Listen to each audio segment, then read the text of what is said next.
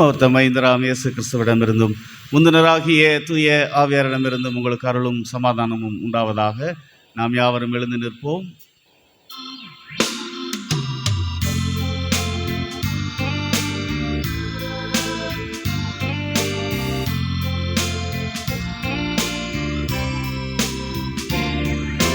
பிதாவே நீரங்கள் தந்தை, இயேசுவே நீரங்கள் இரட்சகர், ஆவியே எம் தேற்றரவாளரே, அறிவேன் என் ஆத்துமாவில். Father, you are my Father, Jesus, you are my Savior, Holy Spirit, you are my comforter, and my soul knows it well.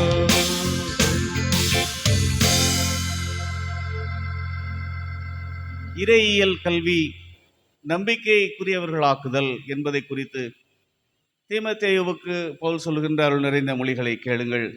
நீயோ தேவனுடைய மனுஷனே, இவைகளை விட்டோடி நீதியையும் தேவ பக்தியையும் விசுவாசத்தையும் அன்பையும் பொறுமையையும் சாந்த குணத்தையும் அடையும்படி நாடு. ஜெபம் பண்ண கடவோம். துதிகளில் மத்தியில் வாசம் செய்கிற எங்கள் அன்பின் ஆண்டவரே, துதிகளுக்கு பாத்திரரே, இந்த நல்ல மனமகிழ்ச்சியான புதிய தூய ஓய்வு நாளுக்காக நாங்கள் நன்றியோடு உம்மை ஸ்தோத்திரிக்கிறோம். உம்முடைய கிருபையும் இரக்கமும் அன்பும் தயவும் காருண்யமும் பெரிதென்று நாங்கள் துதிக்கும்படியாக உம்முடைய ஆலய பிரகாரங்களிலே உம்முடைய பாதபடியிலே கூடி வரும்படியாய் நீர் எங்களுக்கு அருளி இருக்கிற ஜீவன் சுகம் பலனுக்காய் துதிக்கிறோம், ஸ்தோத்திரிக்கிறோம். இந்த ஆராதனையிலும் பரிசுத்த ஆவியானவர் எங்கள் மத்தியில் எழுந்தருளி நாங்கள் ஏறெடுக்கின்ற நன்றிகளை துதிகளை இரக்கமாய் ஏற்று எங்களை ஆசீர்வதித்து வழிநடத்த தாழ்த்துகின்றோம். கடவுள் முன்குறித்த உம்முடைய பிள்ளைகளை நீர் அழைத்து வாரும். நாங்கள் ஒன்று கூடி உம்முடைய திருப்பெயரை மகிமைப்படுத்த அருள் தாரும். இறைமகன் இயேசு கிறிஸ்து வழியாய் வேண்டுகிறோம் எங்கள் அன்பின் கடவுளே, ஆமென். இந்த ஆராதனைக்கு ஆரம்பமாக கடவுளை போற்றும்படியாக பாமாலைகளிலே பாடல் எண் 10, போற்றிடு ஆன்மமே சிருஷ்டிகர்த்தாவாம் வல்லோரை என்ற பாமாலையை நாம் யாவரும் நின்றவாறு பாடுவோம். பாமாலை எண் 10.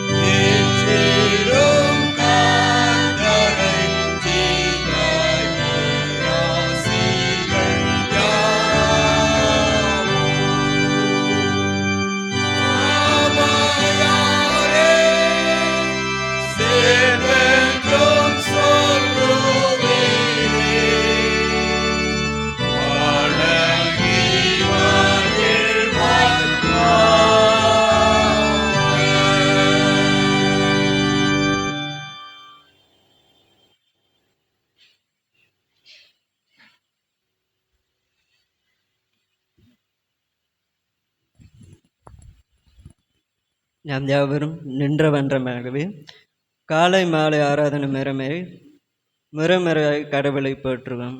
பக்கம் எண் 1. கர்த்தரின் வாசல்களில் துதியோடும் அவர் பிரகாரங்களின் புகழ்ச்சியோடும் பிரவேசித்து அவரை துதித்து அவருடைய நாமத்தை ஸ்தோத்திரியுங்கள். கர்த்தர் நல்லவர், அவருடைய கிருபை என்றென்றைக்கும், அவருடைய உண்மை தலைமுறை தலைமுறைக்கும் உள்ளது. நம்மை உண்டாக்கின கர்த்தருக்கு முன்பாக நாம் பணிந்து முழங்கால் படியிட கடவோம். வாருங்கள். தேவன், நாம் அவர் மேய்ச்சலின் ஜனங்களும் அவர் கைக்குள்ளான ஆடுகளுமாமே. யார் கர்த்தருடைய பர்வதத்தில் ஏறுவான்? யார் அவருடைய பரிசுத்த தலத்தில் நிலைத்திருப்பான்? கைகளில் சுத்தமுள்ளவனும் இருதயத்தில் மாசுலாதமாயிருந்து தன் ஆத்மாவை மாயக்கு ஒப்புக்கொடாமலும் கபடாய் ஆணையிடாமலும் இருக்கிறவனே. அவருக்கு விரோதமாக நாம் கலகம் பண்ணி அவர் தீர்க்கதரிசிகளாகிய நம்முடைய ஊழியக்காரரை கொண்டு நமக்கு முன்பாக வைத்த அவருடைய நியாயப்பிரமாணங்களின்படி நடக்கத்தக்கதாக நாம் அவருடைய வசனத்துக்கு செவிக்கொடாமற் போனோம். ஆனாலும் நமது தேவனாகிய ஆண்டவரிடத்தில் இரக்கங்களும் மன்னிப்புகளும் உண்டு. தேவனுக்கு ஏற்கும் பலிகள் நொறுங்குண்டாவதுதான். தேவனே, நொறுங்குண்டதும் நறுங்குண்டதுமான இருதயத்தை நீர் புறக்கணியீர். வருத்தப்பட்டு பாரம் சுமக்கிறவர்களே, நீங்கள் எல்லோரும் என்னிடத்தில் வாருங்கள், நான் உங்களுக்கு இளைப்பாறுதல் தருவேன். தாப்பனத்துக்கு போய், தாப்பனே, வரத்துக்கு விரோதமாகவும் உமக்கு முன்பாகவும் பாவம் செய்தேன் என்றேன். நாம் யாவரும் சேர்ந்து சொல்லும், என் கண்மலையும் என் மீட்பருமாகிய கர்த்தாவே, என் வாயின் வார்த்தைகளும் என் இருதயத்தின் ஞானமும் உமது சமூகத்தில் பிரீதியாயிருப்பதாக.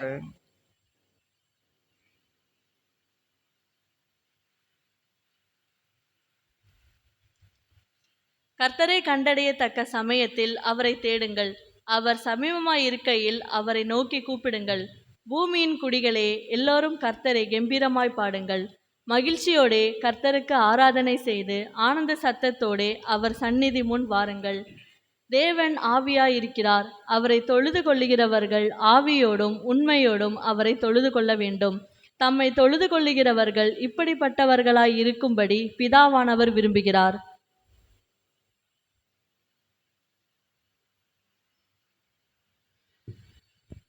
பிரியமானவர்களே, நம்முடைய பரமபிதாவாகிய சர்வ வளமுள்ள கடவுளின் அளவிலாத தயவினாலும் இரக்கத்தினாலும் பாவ மன்னிப்பை பெறுவதற்காக நாம் செய்த பலவிதமான பாவங்களையும் அக்கிரமங்களையும் அவர் திருமுன்பதாய் மறைக்காமல் பணிவும் தாழ்மையும் துக்கமும் கீழ்ப்பிடிதலும் உள்ள இருதயத்தோடே அறிக்கையிட பற்பல வேத வாக்கியங்கள் நம்மை ஏவுகின்றன.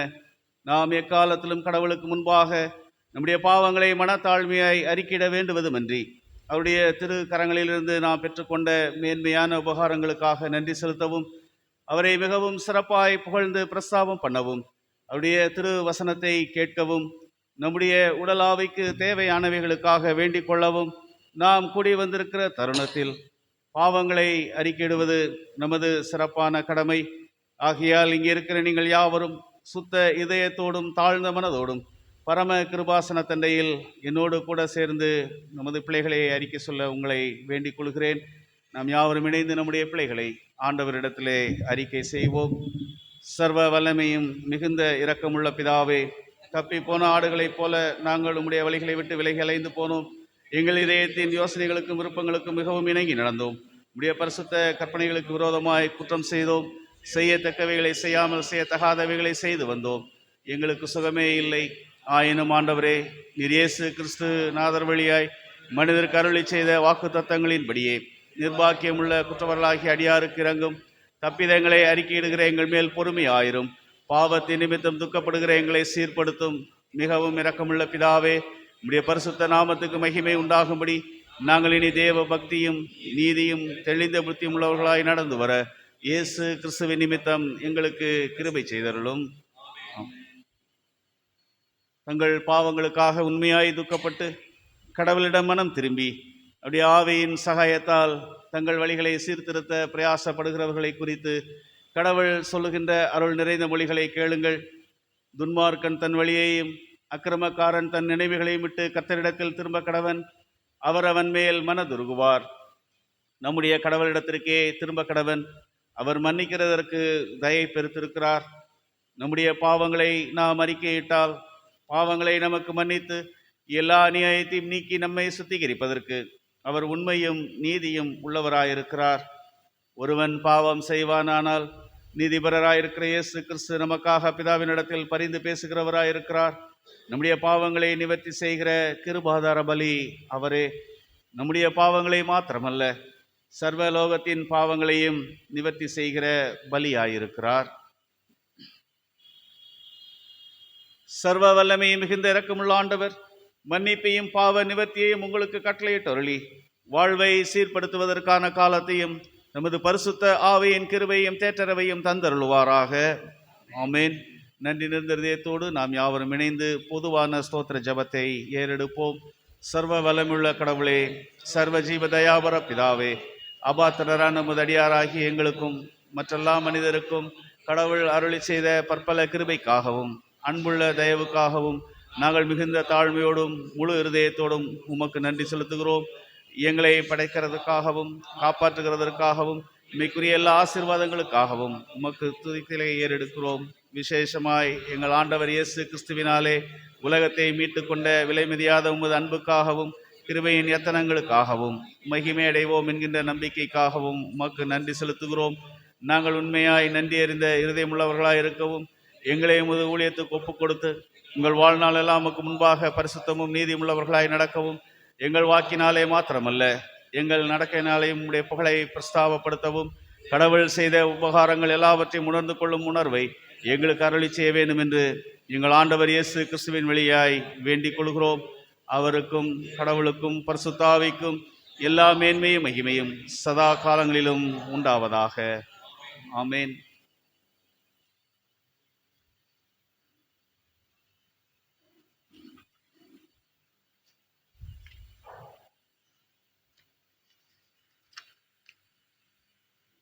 பெந்தைக்கோஸ்தே திருநாளுக்கு பின்வரும் 5வது ஞாயிற்றுக்கிழமைக்கான சுருக்க ஜெபம். வாழ்வளிக்கும் கடவுளே, எங்கள் வாழ்வின் ஆதாரமாக இருப்பவரே, உமக்கு நன்றி செலுத்துகின்றோம்.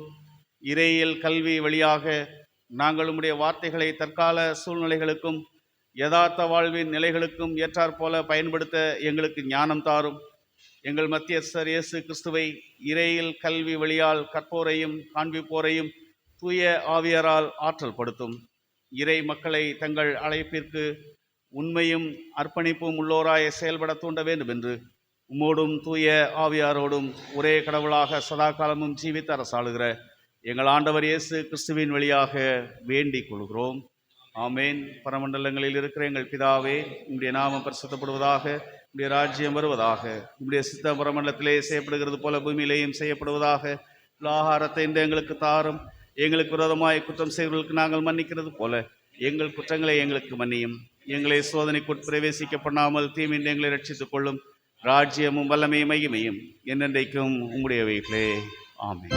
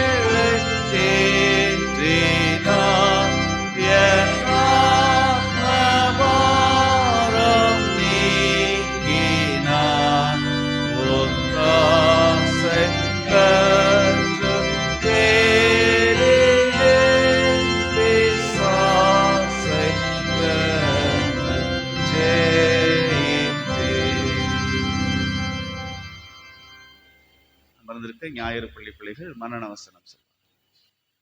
இவர் நமக்கு அடைக்கலும் பலனும் ஆபத்து காலத்தில் அனுகுணமான துணைமானவர் ஆகையால் பூமி நிலை மாறினாலும் மலையை நமுத்தத்தில் சாய்ந்தாலும் நாம் பயப்படும். அடஞ்சலங்கள் பொந்தெடுத்து போய அடன் பெருகினால் பரவொன்று வந்தாலும் நாம் பயப்படும். சங்கீதம் 46 1-3.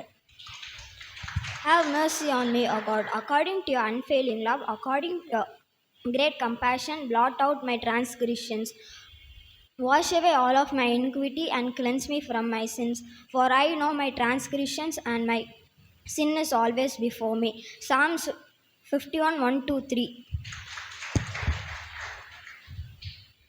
துன்மார்க்குடைய ஆலோசனை நான் வாழும் பாவங்களுடைய வலன் இல்லாமலும் பரியாசமாக உட்கார்ந்தத்தில் உட்காரவலும் கத்தருடைய வேகத்தில் பியமாறு நீகளும் பகலும் அவங்க வேகத்தை தான மனுஷன் பாக்கியவன் அவன் நீக்காங்கள் ஒருமை நனப்பத்து தன்காலத்தின் தன்களை தந்து இல்லை உதிரா இருக்கிற மரத்தை போல் இருப்பார் செய்தெல்லாம் வாய்க்கும் துன்மார்க்கிற அப்படி ராமல் காற்றும் மரகடிக்கும் பதர் போல் இருக்கிறார்கள்.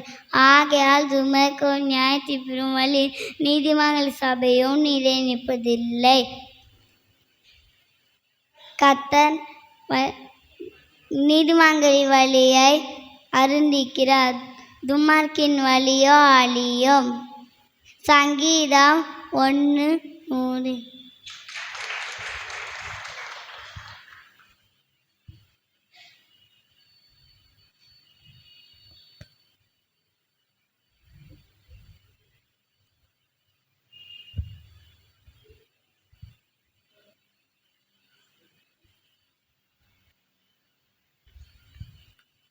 தேவன் நமக்கு அடைக்கலமும் பலனும் ஆபத்து காலத்தில் அனுகுணமான துணையுமானவர்.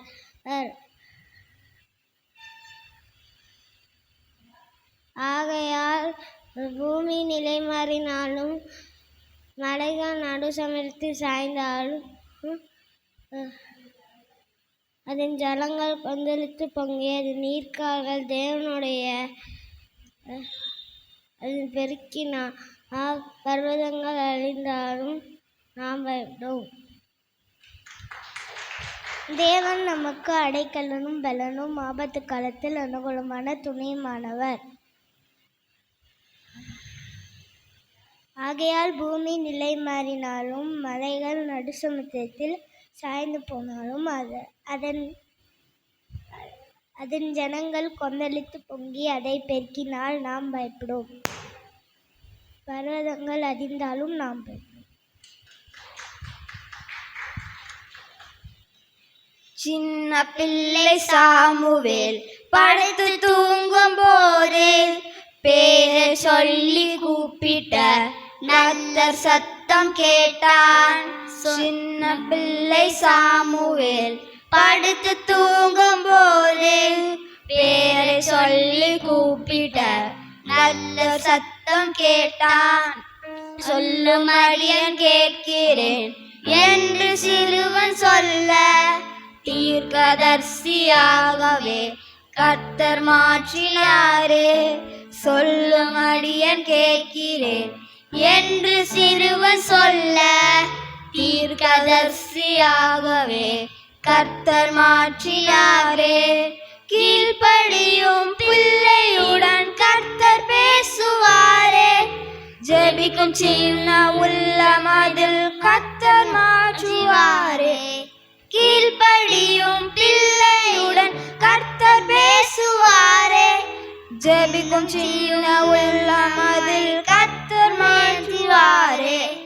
சின்ன பிள்ளை சாமுவேல் படுத்து தூங்கும் போது பேரை சொல்லி கூப்பிட்ட நர்த்தர் சத்தம் கேட்டான்.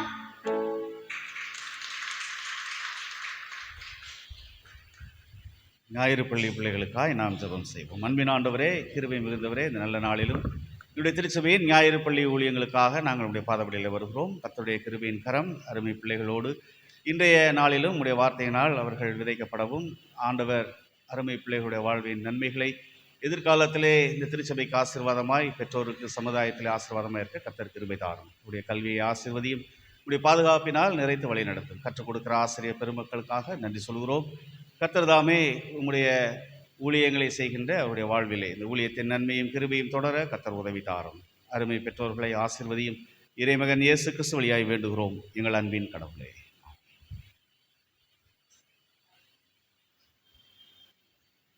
அமர்ந்திருக்க திருமுறை பாடங்கள் படிக்க கேட்போம்.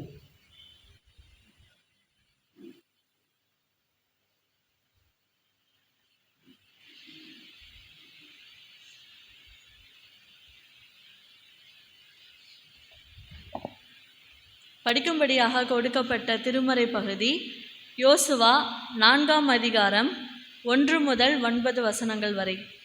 யோசுவா 4ஆம் அதிகாரம் 1 முதல் 9 வசனங்கள் வரை.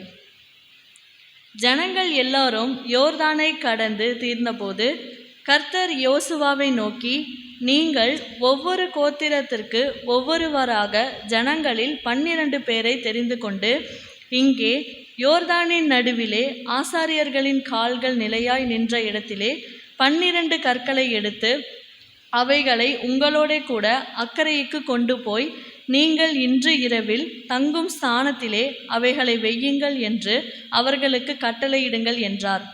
அப்பொழுது யோசுவா இஸ்ரவேல் புத்திரரில் ஒவ்வொரு கோத்திரத்திற்கு ஒவ்வொருவராக ஆயத்தப்படுத்தியிருந்த 12 பேரை அழைத்து அவர்களை நோக்கி, நீங்கள் யோர்தானின் மத்தியில் உங்கள் தேவனாகிய கர்த்தரின் பெட்டிக்கு முன்பாக கடந்து போய் உங்களுக்குள்ளே ஒரு அடையாளமாயிருக்கும்படிக்கு இஸ்ரவேல் புத்திரருடைய கோத்திரங்களின் இலக்கத்திற்கு சரியாக உங்களில் ஒவ்வொருவன் ஒவ்வொரு கல்லை தன் தோளின் மேல் எடுத்து கொண்டு போங்கள். நாளை இந்த கற்கள் ஏதென்று உங்கள் பிள்ளைகள் உங்களை கேட்கும்போது நீங்கள் கர்த்தருடைய உடன்படிக்கை பெட்டிக்கு முன்பாக யோர்தானின் தண்ணீர் பிரிந்து போனதினால் அவைகள் வைக்கப்பட்டிருக்கிறது. யோர்தானை கடந்து போகிற போது யோர்தானின் தண்ணீர் பிரிந்து போயிற்று. ஆகையால் இந்த கற்கள் இஸ்ரவேல் புத்திரருக்கு என்றைக்கும் நினைப்பூட்டும் அடையாளம் என்று சொல்லுங்கள் என்றான். யோசுவா கட்டளையிட்டபடி இஸ்ரவேல் புத்திரர் செய்து கர்த்தர் யோசுவாவோடே சொன்னபடியே இஸ்ரவேல் புத்திரருடைய கோத்திரங்களின் இலக்கத்திற்கு சரியாக 12 கற்களை யோர்தானின் நடுவில் எடுத்து அவைகளை தங்களோடே அக்கரைக்கு கொண்டு போய் தாங்கள் தங்கின இடத்திலே வைத்தார்கள். யோர்தானின் நடுவிலே உடன்படிக்கை பெட்டியை சுமந்த ஆசாரியன் கால்கள் நின்ற இடத்திலே யோசுவா 12 கற்களை நாட்டினான். அவைகள் இந்நாள் மட்டும் அங்கே இருக்கிறது என்பதே. வாசிக்கும்படி கொடுக்கப்பட்ட பாடம் முடிந்தது. தேவனுக்கே மகிமை உண்டாவதாக.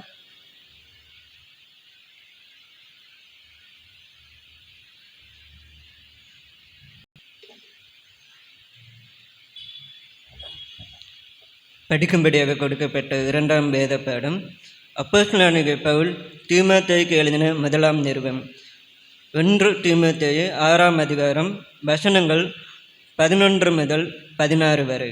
1 தீமோத்தேயு 6ஆம் அதிகாரம் வசனங்கள் 11 முதல்.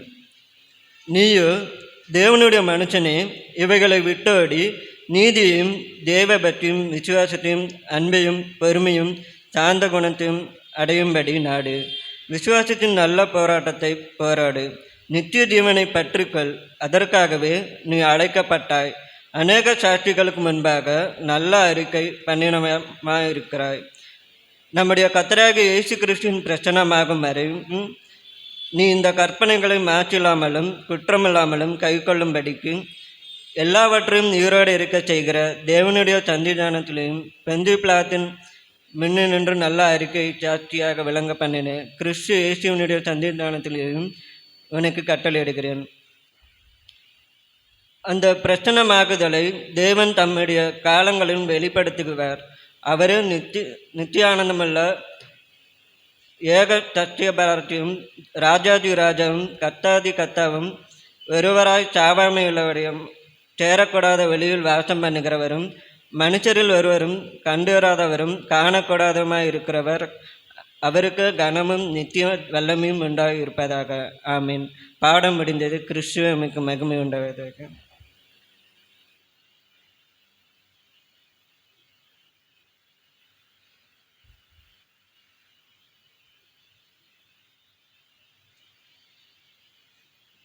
சங்கீத பகுதிக்காக யாவரும் எழுந்திருப்போம்.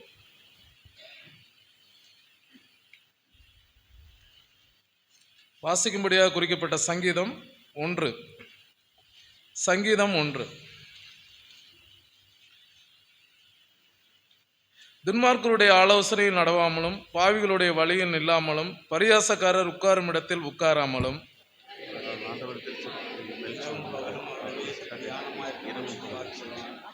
அவன் நீர்க்கால்களின் ஓரமாய் நடப்பட்டு தன் காலத்தில் தன் கனியை தந்து இலையுதிராது இருக்கிற மரத்தை போல் இருப்பான். அவன் செய்வதெல்லாம் வாய்க்கும். துன்மார்க்கரோ அப்படி இராமலும் காற்று பறக்கடிக்கும் பதரை போல் இருக்கிறார்கள். ஆகையால் துன்மார்க்கர் நியாய தீர்ப்பிலும் பாவிகள் நீதிமான்களின் சபையிலும் நிலைத்திருப்பதில்லை. கர்த்தர் நீதிமான்களின் வழியை அறிந்திருக்கிறார், துன்மார்க்கரின் வழியோ அழியும்.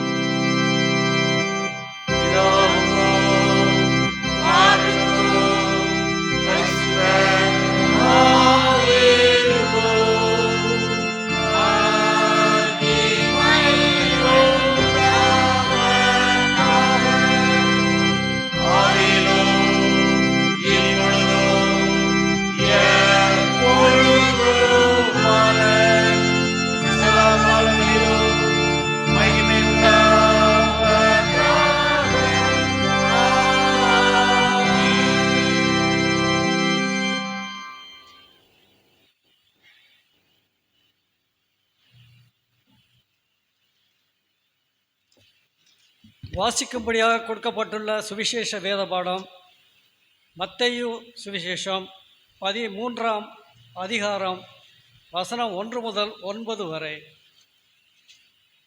மத்தேயு 13:1 முதல் 9 வரை.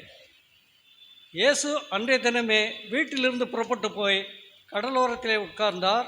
திரளான ஜனங்கள் அவரிடத்தில் கூடி வந்திருந்தபடியால் அவர் படவில் ஏறி உட்கார்ந்தார். ஜனங்கள் எல்லாரும் கரையிலே நின்றார்கள். அவர் அநேக விசேஷங்களை உவமைகளாய் அவர்களுக்கு சொன்னார். கேளுங்கள், விதைக்கிறவன் ஒருவன் விதைக்க புறப்பட்டான். அவன் விதைக்கையில் சில விதைகள் வழியருகே விழுந்தது. பறவைகள் வந்து அதை பட்சித்து போட்டது. சில விதை அதிக மண்ணில்லாத கற்பாறை இடங்களில் விழுந்தது. மண் ஆழமாய் இராததினாலே அது சீக்கிரமாய் முளைத்தது. வெயில் ஏறின போதோ தீய்ந்து போய் வேறில்லாமல் உலர்ந்து போயிற்று. சில விதை முள்ளுள்ள இடங்களில் விழுந்தது.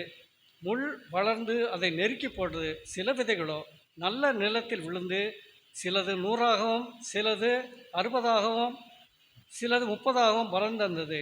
கேட்கிறதுக்கு காதுள்ளவன் கேட்க கடவன் என்றார் என்பதே வாசிக்கும்படியாக கொடுக்கப்பட்ட சுவிசேஷ வேதபாடம் வாசித்தாயிற்று. கிறிஸ்துவே உமக்கு மகிமை உண்டாவதாக. நம் யாவரும் நின்றவாறு நம்முடைய விசுவாசத்தை அப்போஸ்தலர் விசுவாச பிரமாணத்தின் வழியாய் ஏறெடுப்போம். வானத்தையும் பூமியையும் படைத்த சர்வ வல்லமுள்ள பிதாவாகிய கடவுளை விசுவாசிக்கிறேன். அவருடைய ஒரே குமாரனாகிய நம்முடைய நாதர் இயேசு கிறிஸ்துவை விசுவாசிக்கிறேன். அவர் பரிசுத்த ஆவியினாலே கன்னிமரியாதை திருப்பவித்து பிறந்தார். பொந்திய பிலாத்தின் காலத்தில் பாடுபட்டு சிலுவையில் அறையுண்டு மரித்து அடக்கம் பண்ணப்பட்டு பாதாளத்தில் இறங்கினார். 3ஆம் நாள் மருத்துவத்திலிருந்து எழுந்தருளினார். பரமண்டத்திற்கு ஏறி சர்வ வல்லமுள்ள பிதாவாகிய கடவுளின் வலது பார்சலை விற்றிருக்கிறார். அவ்விடத்திலிருந்து உயிருள்ளவரையும் மரித்தவரையும் நியாயம் தீர்க்க வருவார். பரிசுத்த ஆவியை விசுவாசிக்கிறேன். பொதுவாக இருக்கிற பரிசுத்த சபையும் பரிசுத்தவான்களுடைய ஐக்கியமும் பாவ மன்னிப்பும் சரீர உயிர் தழுதலும் நித்திய ஜீவனும் உணர்ந்து விசுவாசிக்கிறேன். சபையார் அமர்வோம். சபையாருக்கு அறிவிக்கப்பட வேண்டிய அறிவிப்புகள். குருசேகர பொருளாளர் நிதி அறிக்கை.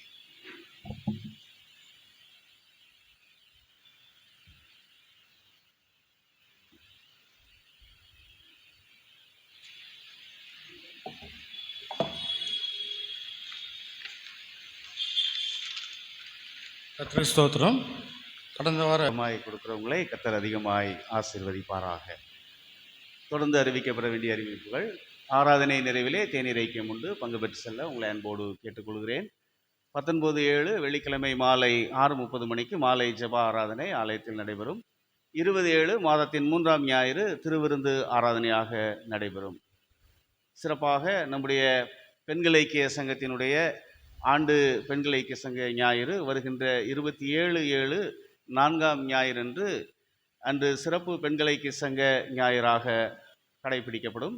பெண்கள் ஐக்கிய சங்கத்தினர் ஊழிய சிறப்பு காணிக்கை சிறப்பு பாடல் வேளையிலே வந்து படைக்க உங்களை அன்போடு கேட்டுக்கொள்கின்றோம். குறிப்பாக இந்த நாளிலும் நம்முடைய பொருளாளர் அறிவித்த விதமாய் என்னுடைய இல்லமானது வருகின்ற 15ஆம் தேதி முதல் number 1 park town 4th street PNT Nagar Madurai 17 என்ற விலாசத்திலே நான் வீடு மாறி அங்கே இருக்கும்படியாக பணிக்கப்பட்டுள்ளேன். ஆகவே அங்கே இருக்கின்ற நாட்களிலே ஊழியங்களிலும் குடும்பத்தையும் ஆசீர்வதிக்கும்படியாக அடைக்கலம் தந்து கடவுள் வழி நடத்தும்படியாக நீங்கள் ஜெபிக்க உங்களை அன்போடு கேட்டுக்கொள்கின்றேன். இந்த நாளிலும் நாம் நன்றி நிறுதயத்தோடு இந்த இப்பொழுது இருக்கின்ற இல்லத்தை தந்து உதவின நம்முடைய திருச்சபையின் அருமையான குடும்பத்தின் மக்கள் மிஸ்டர் ஸ்டான்லி ஜோன்ஸ் ஐயா குடும்பத்தாருக்கு திருச்சபையின் சார்பாகவும் எனது குடும்பத்தின் சார்பாகவும் நான் நன்றிகளை தெரிவித்துக் கொள்கின்றேன். கடந்த 3 ஆண்டுகள் அந்த இல்லத்திலே தங்கி ஆண்டவருடைய ஊழியங்களை செய்யும்படியான வாய்ப்பை அவர்கள் கொடுத்ததற்காய் ஆண்டவரை ஸ்தோத்திரிக்கின்றேன். குடும்பத்தினருக்கு திருச்சபையின் சார்பாக நன்றிகளை தெரிவித்துக் கொள்கின்றேன். திருமண்டலத்தின் வழியாய் அறிவிக்கப்பட வேண்டிய அறிவிப்புகள். வருகின்ற 17ஆம் தேதி நம்முடைய மகாகணம் பேராயர் ஐயா அவர்களுடைய அருட்பொழிவு திருநாள் 3 ஆண்டு நிறைவு பெறுவதை எண்ணி நன்றி வழிபாடு கத்தீட்ரல் பேராலயத்தில் நடைபெறுகின்றது. மாலை 5 மணிக்கு அங்கே நடைபெறுகின்ற அந்த நன்றி வழிபாட்டிலே திருமண்டல அளவில் அனைத்து சபையினரும் பங்கு பெறுகின்றார்கள். ஆகவே நம்முடைய சபையிலும் நீங்கள் கலந்து கொண்டு பேராயர் ஐயாவுடைய ஊழியங்களுக்காக இந்த 4ஆம் ஆண்டு திருப்பணிகளிலே அவருடைய குடும்பத்தின் வழிநடத்தலுக்காக நீங்கள் ஜெபிக்கும்படியாக உங்களை அன்போடு பேராயர் ஐயா சார்பாக திருமண்டல ஊழியர்கள் சார்பாக நாங்கள் உங்களை அன்போடு அழைக்கின்றோம். அன்று இரவு உணவும் ஒழுங்கு செய்யப்பட்டிருக்கின்றது. சபையார் பங்கு பெற்று செல்லும்படியாக திருமண்டலத்தின் சார்பாய் உங்களை கேட்டுக்கொள்கின்றோம். திருமண முன்னாலோசனை கூட்டம் வருகின்ற 26/7 சனிக்கிழமை பசுமலை மேல்நிலைப் பள்ளியில் அமைந்துள்ள சிற்றாலயத்தில் காலை 8 மணி முதல் மாலை 5 மணி வரை நடைபெறுகின்றது. திருமணத்துக்காய் ஆயத்தப்பட்ட பிள்ளைகள் இருந்தால் நீங்கள் பங்கு பெற அன்போடு கேட்டுக்கொள்கின்றேன். நம்முடைய இளையோர் திருச்சபையின் வழியாய் மதுரை மாநகர வட்டகை மன்றங்கள் நடத்தும் இளையோர் திருச்சபை கூடுகை வருகின்ற 27 ஞாயிறு காலை 9 மணி முதல் மாலை 4 மணி வரை OCPM பெண்கள் மேல்நிலைப் பள்ளியில் நடைபெறுகின்றது. நம்முடைய திருச்சபையின் ஞாயிறு பள்ளி சிறுவர்களும் வாலிப பிள்ளைகளும் நீங்கள் பங்கு பெற உங்களை அன்போடு கேட்டுக்கொள்கின்றோம். கருப்பொருள் பிரகாசிக்கும் நட்சத்திரங்கள் என்ற தலைப்பிலே நம்முடைய பேராயர் அம்மா அவர்களும் கலந்து கொண்டு அன்பு பிள்ளைகளை ஆசீர்வதிக்க இருக்கின்றார்கள். ஆகவே நீங்கள் நம்முடைய திருச்சபையின் ஞாயிறு பள்ளி பிள்ளைகளும் வாலிப பிள்ளைகளும் பங்கு பெற உங்களை அன்போடு கேட்டுக்கொள்கின்றேன். நம்முடைய திருச்சபையிலே பிறந்தநாள் திருமண நாள் காணுகின்ற திருச்சபையின் குடும்பங்கள் தங்களுடைய பிறந்தநாளை இந்த வாரத்திலே கொண்டாடுகின்றவர்கள். 13/7 மாஸ்டர் ஜேசன் தன்னுடைய பிறந்தநாளை கொண்டாடுகின்றார். 14/7 மிஸ்டர் ஜான் விம்ரிஷ் தன்னுடைய பிறந்தநாளை கொண்டாடுகின்றார். மிஸ்டர் டி பிலிப் ஐயா அவர்கள் தன்னுடைய பிறந்தநாளை கொண்டாடுகின்றார்கள். 17/7 மிஸ்ஸஸ் ஜூலி சாந்தகுமாரி தன்னுடைய பிறந்தநாளை கொண்டாடுகின்றார். 19/7 பேபி ஜோரல் கியூட்லின் தன்னுடைய பிறந்தநாளை கொண்டாடுகிறார். பிறந்தநாள் கொண்டாடுகின்ற திருச்சபையின் குடும்பங்களை ஆண்டவருடைய திருப்பெயரிலே வாழ்த்துகின்றோம். கர்த்தர் உலகில் உள்ள சகல ஜாதிகளிலும் புகழ்ச்சியிலும் கீர்த்தியிலும் மகிமையிலும் சிறந்திருக்கும்படியாய் ஆண்டவர் இந்த ஆண்டையும் நன்மையினால் நிறைத்து அடைக்கலம் தந்து அவருடைய சாட்சிகளாய் வாழ கர்த்தர் கிருபை செய்ய வாழ்த்துகின்றோம். திருமண நாள் காணுகின்றவர்கள் 19/7 Mr T Paulraj Mrs Jasmine Priyadharshini குடும்பத்தினர் தங்களுடைய திருமண நாளை கொண்டாடுகிறார்கள். மிஸ்டர் அண்ட் மிஸ்ஸஸ் பிரியங்கா தன்னுடைய திருமண நாளை கொண்டாடுகின்றார்கள். 15/7 மிஸ்டர் விஜய் கனகராஜ் மிஸ்ஸஸ் லதா விஜய் ஆகியோர் தங்களுடைய திருமண நாளை கொண்டாடுகின்றார்கள். திருமண நாள் காணுகின்ற திருச்சபையின் குடும்பங்களை ஆண்டவருடைய திருப்பெயரிலே வாழ்த்துகின்றோம். ஆண்டவர் தாமே சீயோனின் வாழ்வையும் எருசலேமின் சமாதானத்தையும் பிள்ளைகளின் பிள்ளைகளை காணுகின்ற ஆசீர்வாதத்தையும் தந்து இதுபோல பல திருமண ஆண்டுகளில் கர்த்தருடைய சாட்சிகளாய் நிற்க கிருபை தர திருச்சபையாய் வாழ்த்துகின்றோம். பிறந்தநாள் திருமண நாள் காணுகின்ற பிள்ளைகளுக்காக நாம் ஜெபம் செய்வோம். அன்பின் ஆண்டவரே, இரக்கம் மிகுந்தவரே, இந்த நல்ல நாளிலும் நாங்கள் நன்றி இருதயத்தோடு உம்முடைய திருக்கரங்களிலே புதிய பிறந்த ஆண்டையும் திருமண ஆண்டையும் பெற்றிருக்கிற திருச்சபையின் குடும்பங்களுக்காக உம்முடைய பாதபடியில் வருகின்றோம். கர்த்தருடைய கிருபையின் கரம் அருமை பிள்ளைகளோடு கடந்து வந்த பாதைகளில் நிறைவாக இருந்ததைப் போல இந்த புதிய ஆண்டிலும் நன்மையால் முடிசூட்டுகின்ற உம்முடைய ஆசீர்வாதங்கள் அவருடைய வாழ்வில் நிறைவாய் உண்டாயிருக்கவும் இது போல பல பிறந்த ஆண்டுகளையும் திருமண ஆண்டுகளையும் பெற்று உம்முடைய சாட்சியாய் நிற்கவும் கர்த்தர் கிருபை செய்வீராக. இறைமகன் இயேசு கிறிஸ்து வழியாய் வேண்டுகிறோம் எங்கள் அன்பின் கடவுளே, ஆமென்.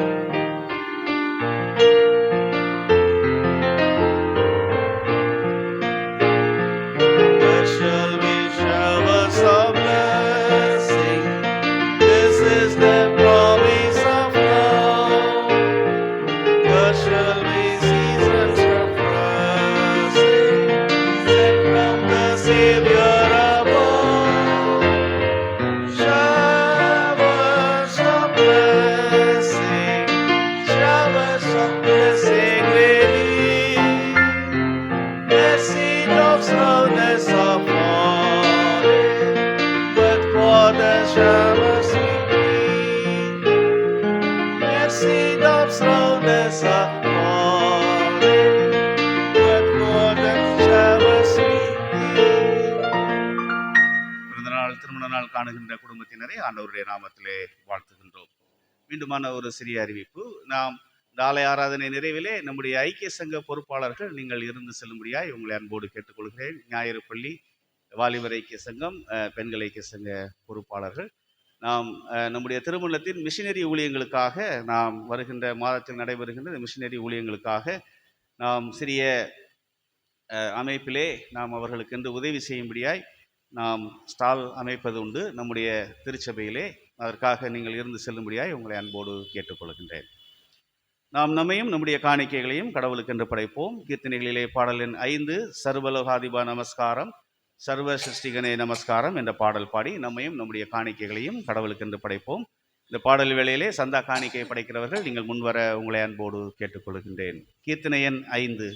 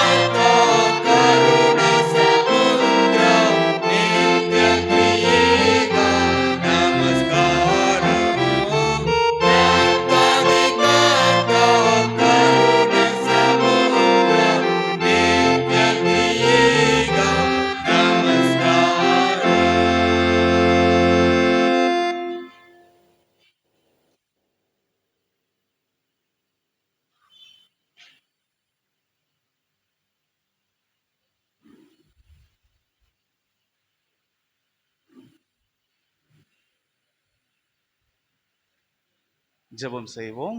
அன்பின் ஆண்டவரே, கிருபை மிகுந்தவரே, இந்த நல்ல நாளிலும் நன்றி நிறுவனத்தோடு உம்முடைய திருப்பாதத்திலே நாங்கள் உம்முடைய வழிநடத்தல்களை எண்ணி உம்முடைய கரங்களிலிருந்து பெற்ற நன்மைகளை உம்முடைய திருப்பணிகளுக்கென்று காணிக்கைகளாக படைத்திருக்கிறோம். படைத்த கரங்களை கர்த்தர் ஆசீர்வதிப்பீராக. அதன் வழியாக உம்முடைய இறையரசு பரவ கடவுள் அருள் செய்வீராக. இறைமகன் இயேசு கிறிஸ்து வழியாய் வேண்டுகிறோம் எங்கள் அன்பின் கடவுளே, ஆமென். கடவுளுடைய வார்த்தைக்காய் நாம் ஆண்டவருடைய சமூகத்தில் நம்மை அர்ப்பணிப்போம்.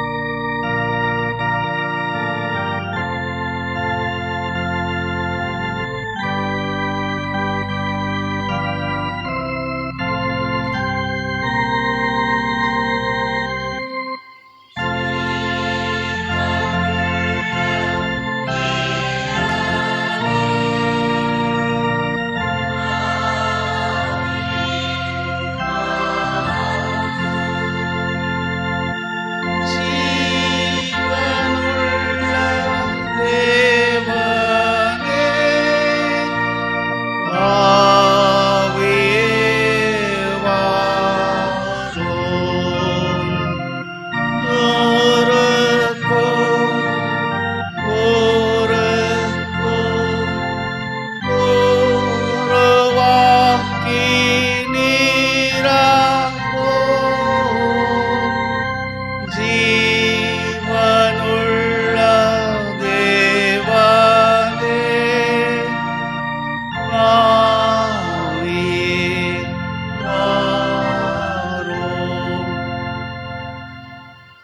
எங்கள் கற்பாரை மீட்பெருமாகிய ஆண்டவரே, அடியனது வாயின் வார்த்தைகளும் எங்கள் அனைவரது இதயத்தின் சிந்தனைகளும் உம்முடைய திருமுன்பதாய் ஏற்புடையதாய் இருப்பதாக.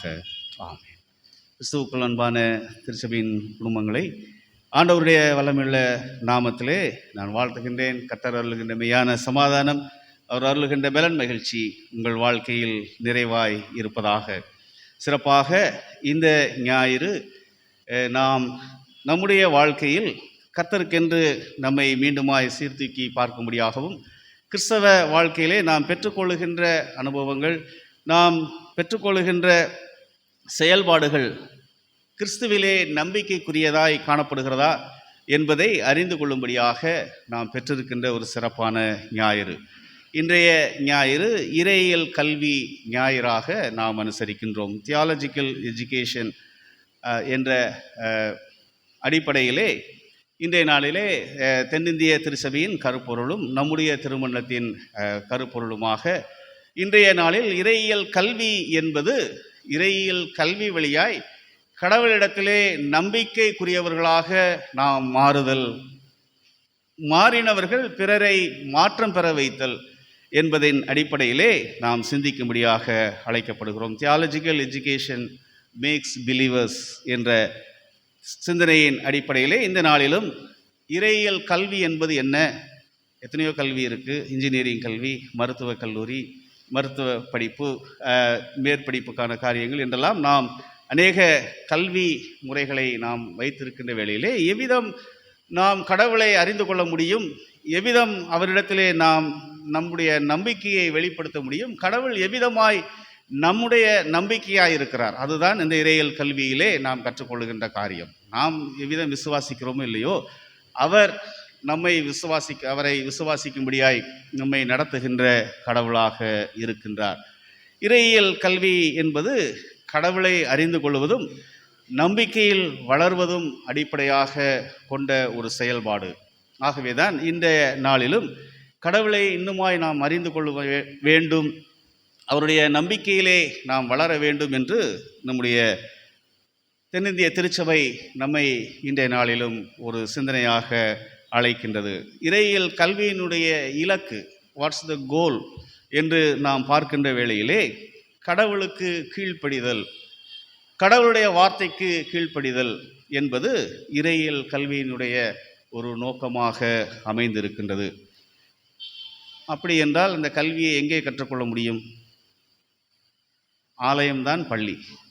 ஒவ்வொரு முறையும் நாம் ஆலயம் வருகின்ற வேளையிலே ஒவ்வொரு செய்திகளிலும் ஆண்டவர் நமக்கு அவர் மீது நம்பிக்கையிலே வளரும்படியாக, அவர் மீது விசுவாசம் வைத்து வளரும்படியாக, அவருக்கு முதன்மை இடம் கொடுக்கும்படியாக, அவருக்கு அன்பு செலுத்தும்படியாக இங்கே ஆலயம்தான் அவருடைய இறையியல் கல்வியின் பள்ளியாக இருக்கின்றது.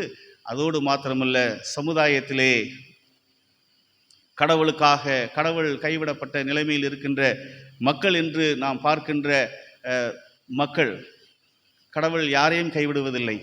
ஆனால் உலகத்தின் சூழலிலே சிலர் எழுப்புகின்ற வினாக்கள், இன்றைய காலங்களிலும் போர் சூழல் நிறைந்த தேசங்களிலே அவர்களுடைய நம்பிக்கை, கடவுள் நம்பிக்கை எவ்விதமாக இருக்கும் என்று நாம் ஒரு நிமிடம் சிந்தித்து பார்க்க அழைக்கப்படுகின்றோம். ஆக அவ்விதமான சூழ்நிலைகளும் நமக்கு அறைகூவலை முன்வைக்கின்றதாக இருக்கிறது. இறைவனிடத்திலே எவ்விதம் நாம் நம்பிக்கையை வைக்க முடியும் என்று ஒரு பெரிய அறைகூவலை நமக்கு வைக்கின்றதாக இருக்கிறது. ஆனால் ஆண்டவர் அவருடைய வார்த்தையின் வழியாக நாம் நம்பிக்கையிலே வளரும்படியாய் நம்மை அழைக்கின்ற கடவுளாக இருக்கின்றார். ஆண்டவருடைய இறையியல் கல்விக்கு ஆசிரியர் அவரே நமக்கு அவரில் நம்பிக்கை வைக்கும்படியாகவும், அவருடைய வார்த்தை தான் நமக்கு பாடமாக அமைந்திருக்கிறது என்பதையும் நாம் உணர்ந்தவர்களாய், நாம் இந்த நாளிலும் இறையியல் கல்வி என்பது கடவுளை இன்னுமாய் அறிந்து கொள்வதிலும், அவரிடத்திலே நம்பிக்கை வைப்பதிலும், அவரிடத்திலே அவருடைய வார்த்தையிலே நாம் கீழ்ப்படிவதிலும், அவரை முதன்மைப்படுத்துவதிலும் இருக்கின்றது என்று நாம் சிந்திக்கும்படியாக அழைக்கப்படுகின்றோம். சில போர் சூழல் நிறைந்த தேசங்களிலே சிறு பிள்ளைகள் அங்கே நாம் பார்த்துருப்போம். வாட்ஸ்அப்பிலே அநேக சூழலிலே அந்த பிள்ளைகள் ஏன் எங்களை கொல்லுகிறீர்கள் என்று போர் வீரர்களை துப்பாக்கியை பிடித்து அவர்கள் அழுது கொண்டு நிற்கின்ற செயல்களெல்லாம் நாம் அறிந்திருக்கின்றோம். அப்படி பார்க்கின்ற வேளைகளிலே கடவுள் மீது எவ்விதம் நம்பிக்கை, ஏன் இந்த மக்கள் இவ்விதம் கஷ்டப்பட வேண்டும் என்ற ஒரு நிலைமையை நாம் உணர்கின்றவர்களாக இருக்கின்றோம். ஆக நம்முடைய சூழல்கள் தொடுக்கின்ற வினாக்கள் ஆண்டவர் மீது இன்னுமாய் நம்முடைய பற்றுறுதியை வளர்க்கும்படியாகவும் அதற்கு அந்த சூழ்நிலைகளிலே விடுதலையை கொடுக்கும்படியாகவும் ஆண்டவர் இன்றைய நாளிலும் நம்மை அழைக்கின்றவராய் இருக்கின்றார். ஆகவேதான் இந்த இறையியல் கல்வி ஞாயிறிலே ஆண்டவரை நாம் முதன்மைப்படுத்தவும், அவருடைய வார்த்தையிலே நாம் நம்பிக்கை வைக்கவும், அவரை அறிந்து கொள்வதிலே நம்முடைய சந்ததியை வளர்க்கும்படியாகவும் இந்த கிருபையின் காலங்கள் நமக்கு கொடுக்கப்பட்டிருக்கிறது. இந்த இறையியல் கல்வியினுடைய அடிப்படை நோக்கம் தம்மை அறிந்த நம்பிக்கைக்குரிய தம்மை நம்புகின்ற மக்களுடைய வாழ்க்கையிலே அவர்கள் இன்னுமாய் அவருடைய சத்தத்திற்கு கீழ்ப்படிந்து தங்களை அர்ப்பணித்து அவருடைய திரு சித்தங்களை நிறைவேற்றுகின்ற பிள்ளைகளாய் காணப்பட வேண்டும் என்று ஆண்டவர் விரும்புகின்றார். ஒரு சிறப்பான உலகிலேயே பள்ளி கல்வியில் சிறந்த நாடு என்று சொல்லப்படுகின்ற வேளையிலே ஃபின்லாந்து நாட்டை சொல்லுகிறார்கள். ஃபின்லாந்து நாட்டிலே தான் பள்ளி கல்வி என்பது மிகுந்த ஒரு சிறப்பான ஒரு நாடாம். ஏனென்று சொன்னால் 6 வருடம் ஒரே ஆசிரியரின் கீழாக ஒரு மாணவன் படிக்க வேண்டும். 6 வருஷத்துக்கு ஒரு ஆசிரியர்கிட்டே அவன் படிக்க வேண்டும். அவர்கள் அந்த பள்ளி அந்த மாணவனுடைய சூழலுக்கு தகுந்தாற் போல பாடத்திட்டங்களை அவர்கள் அமைத்து கொண்டு அவர்கள் அந்த குழந்தையை கற்றுக் கொடுத்து வளர்க்க வேண்டும். ஆசிரியர்கள் என்பவர்கள் அதே போல அதற்கு அநேக காரியங்களை சொல்லுகிறார்கள். ஏன் பள்ளி கல்வியிலே அநேக சிஸ்டம்ஸ் இருக்கிறது, சிலபஸ் வச்சுருக்காங்க, மந்த்லி டெஸ்ட் வைக்கிறாங்க, காலையில் 7 மணிக்கு போகணுன்றாங்க, ஸ்பெஷல் கிளாஸ் வைக்கிறாங்க, இப்படியெல்லாம் சொல்லி கொடுக்குற பள்ளிகளை விட இவ்விதமாக இருக்கின்ற பள்ளி ஏன் சிறந்த பள்ளி என்று சொல்லுகிறார்கள் என்று சொன்னால், அங்கே குறிப்பாக அவர்களுக்கு கற்றுக் கொடுக்கின்ற செயல்பாடு சூழலுக்கு ஏற்றாற் போல அவர்கள் கல்வியை கற்றுக்கொள்கின்றார்கள். அது மாத்திரமல்ல, அங்கே அடிக்கடி தேர்வு வைக்க மாட்டாங்களாம்.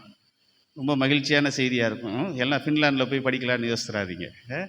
ஏனென்று சொன்னால் அடிக்கடி வைக்கின்ற தேர்வு பிள்ளைகளை சோர்வுபடுத்துகிறது, மனசோர்வுக்குள்ளாக ஆழ்த்துகிறது என்று அங்கே இருக்கின்ற கல்வியாளர்கள் சொல்லுகின்றார்கள். காரணம் என்ன? அங்கே எம்பிபிஎஸ் சீட்டு, இன்ஜினியரிங் சீட்டு, நர்சிங் சீட்டு எல்லாமே ஃப்ரீயாக கிடச்சிருமா. ஆசிரியருக்கென்று அங்கே இடம் கிடைப்பது தான் பெரிய கஷ்டமாம். ஏனென்று சொன்னால் அவர்கள் தங்களுடைய வாழ்க்கையிலே கற்றுக் கொடுப்பதைப் போலவே வாழ வேண்டும் என்கின்ற ஒரு முறையிலே பிள்ளைகளை கற்றுக் கொடுத்து இந்த சமுதாயத்திலே அவர்களை உருவாக்குகின்றார்களாம். அங்கே அந்த நாடு ஆசிரியருக்கு முதன்மையும் முக்கியத்துவமும் கொடுக்கின்றதை நாம் காணுகின்றோம். அன்புக்குரியவர்களே, இறையியல் கல்வியிலே நாம் கற்றுக்கொள்ளுகின்ற செயலிலே கடவுளுக்கு முதன்மையும் முக்கியத்துவமும் கொடுக்கின்ற ஒரு செயலை நாம் செய்யும்படியாக கடவுள் நம்மை அழைக்கின்றார். திருச்சபையானது அவ்விதமாக கடவுளுக்கு முதன்மையையும் கடவுளுக்கு முக்கியத்துவத்தையும் நாம் கொடுக்கின்ற வேளையிலே கடவுளை நாம் அறிந்து கொள்ள முடியும். அவருடைய செயல்பாடுகளை நாம் கண்டு அவருக்கு நன்றி சொல்ல முடியும். அவரை முதன்மைப்படுத்துகின்ற வேளையிலே, அவருக்கு பயப்படுகின்ற பயத்திலே கர்த்தர் அவரை நம்மோடு வெளிப்படுத்துகின்றவராய், அவர் மீது நாம் நம்பிக்கையை இன்னும் பெருக செய்கின்ற கடவுளாக இருக்கின்றார். இதுதான் இறையியல் கல்வியினுடைய அடித்தளமாக இருக்கின்றது. அன்புக்குரியவர்களே, நாம் வாசிக்க கேட்ட இந்த 3 திருமுறை பகுதியின் அடிப்படையிலே இறையியல் கல்வி நமது நம்பிக்கையை வடிவமைக்கின்றதாக இருக்கிறது. எவ்விதம் ஒரு பள்ளியானது தன்னுடைய பிள்ளைகளை நாம் வடிவமைத்து வளர்க்க வேண்டும். சிபிஎஸ்சி சிலபஸில் படித்தா இப்படி போவான் நம்ம பிள்ளை, ஐசிஎஸ்சி சிலபஸில் படித்தா இப்படி வருவாங்க என்றெல்லாம் நாம் அந்த பிள்ளைகளை உருவாக்குவதிலே நாம் கவனம் வைப்பதைப் போல, இறையியல் கல்வி என்பது கடவுள் நம்மை அவருடைய நம்பிக்கையிலே வடிவமைக்கின்ற ஒரு செயலாக திருமுறையிலே நாம் காணுகின்றோம். யோசுவா 4ஆம் அதிகாரம் 1 முதல் 9ஆம் வசனத்திலே நாம் அங்கே அந்த பகுதியை ஒரு அதிசய பகுதியாகத்தான் பார்க்குறோம்.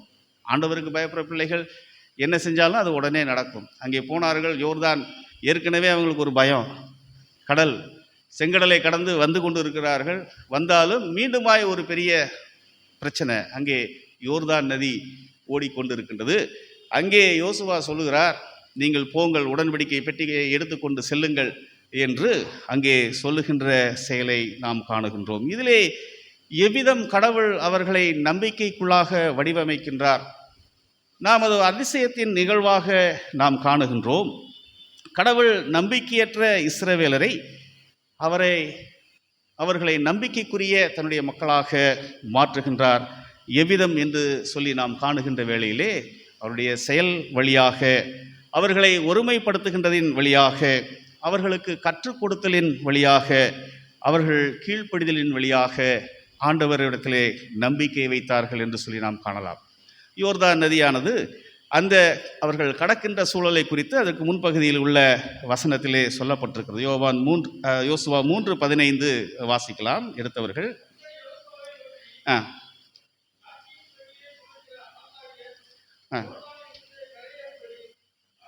3:15 யோர்தான் அறுப்பு காலம் முழுவதும் கரை புரண்டு ஓடும். தண்ணீர் அந்த காலங்களிலே அவர்கள் கடந்து சென்ற சூழலிலே கால் வைத்தாலே என்ன செஞ்சுவிடும், அடித்து செல்லுகின்ற அளவிற்கான ஒரு வெள்ளம் அங்கே நடைபெற்று கொண்டிருந்த சூழலிலே ஆண்டவர் அவர்களை கடந்து போக சொல்லுகின்றார். அப்பொழுது அவர்களுடைய நம்பிக்கை எப்படி இருக்கும்? ஏற்கனவே ஒரு செங்கலை கடந்து இப்போ தான் வந்திருக்கோம், அதுக்கிடையில் இன்னொரு தண்ணி ஓடிட்டு கிடக்கு, இதில் எப்படி நாம் கடந்து செல்ல முடியும் என்று நிற்கின்ற வேளையிலே அங்கே அவர்கள் சொல்லுகின்ற ஒரு செயலை நாம் காணுகின்றோம். ஆண்டவர் யோசுவாவுக்கு கட்டளையிடுகின்றார். யோசுவா கேட்ட ஆண்டவருடைய கட்டளைக்கு கீழ்ப்படுகின்ற ஒரு செயலை செய்கின்றதை நாம் காணுகிறோம். கற்றுக் கொடுக்கின்ற ஒரு கடவுள் செயல் வழியாக தன்னை நம்பிக்கைக்குள்ளாக வழிநடத்துகின்ற ஒரு கடவுளாக இருக்கிறார் என்று சொல்லி நாம் காணுகின்றோம். ஆகவே அங்கே 4ஆம் அதிகாரம் 5ஆம் வசனத்திலே அவர் சொல்லுகின்றார், வாசிங்க. நோக்கி மத்தியில் போய் உங்களுக்குள்ளே ஒரு அடையாளமாக நீங்கள் இருக்கும்படி சரியாக ஒவ்வொருவனும்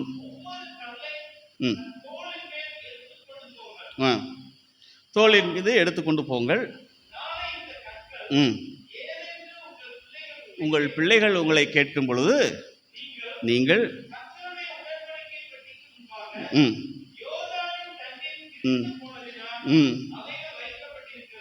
இது ஒரு அடையாளமாக அங்கே நீங்கள் வைத்து என்னுடைய செயலை உங்கள் பிள்ளைகள் என்னிலே நம்பிக்கை வைக்கும்படியாக நீங்கள் அடையாளப்படுத்துங்கள் என்று கர்த்தர் சொல்லுகின்ற ஒரு செயலை நாம் காணுகின்றோம். கற்றுக் கொடுக்கின்ற ஒரு கடவுளை நாம் காணுகின்றோம். நம்பிக்கைக்குள்ளாக வழி நடத்துகின்ற ஒரு கடவுளை காணுகின்றோம். இன்றைய நம்முடைய ஆலயமும் அவ்விதம்தான். நம்முடைய வாழ்க்கைக்கு பின்பதாக இந்த ஆலயத்தின் வரலாறு நம்முடைய சமுதாயத்திற்கு ஒரு அடையாளமாக இருக்கின்றது. கர்த்தருடைய வழிநடத்துதலுக்கு, அவரிடத்திலே நம்பிக்கை வைப்பதற்கு ஒரு அடையாளமாக இருக்கிறது என்பதை நாம் மறந்து போகக்கூடாது. ஆகவே ஆண்டவர் கடவுள் இங்கே செயல் வழியாக ஒருமைப்பாட்டை அவர் ஏற்படுத்துகின்றார். 12 கோத்திரங்கள், இஸ்ரவேல் ஜனங்கள் என்றாலும் எல்லாம் தனித்தனியாக இருக்காங்க. தனித்தனியாக இருந்த சூழலிலே அவர்களை ஒற்றுமைப்படுத்துகின்ற கடவுளாக இருக்கிறார். ஒவ்வொருத்தரும் ஒரு கோத்திரம்னா பரவாயில்ல, கல்லை எடுத்துக்கொள்ளுங்கள், என்னுடைய செயலின் அடையாளமாக உங்கள் பிள்ளைகளை கர்த்தர் எங்களை ஒன்றுபடுத்தினார், எங்களை வழிநடத்தினார், எங்களை அடையாளமாக வைத்திருக்கின்றார் என்பதற்கு அடையாளமாக இந்த கல்லை வையுங்கள். உங்கள் பிள்ளைகள் ஒருவேளை கேட்பார்கள் என்றால் நாங்கள் இவ்விதமாய் வழிநடத்தப்பட்டோம் என்று அங்கே கற்றுக் கொடுக்கின்ற ஒரு கடவுளை நாம் காணுகின்றோம். 7ஆம் வசனத்தை நாம் வாசிக்கலாம்.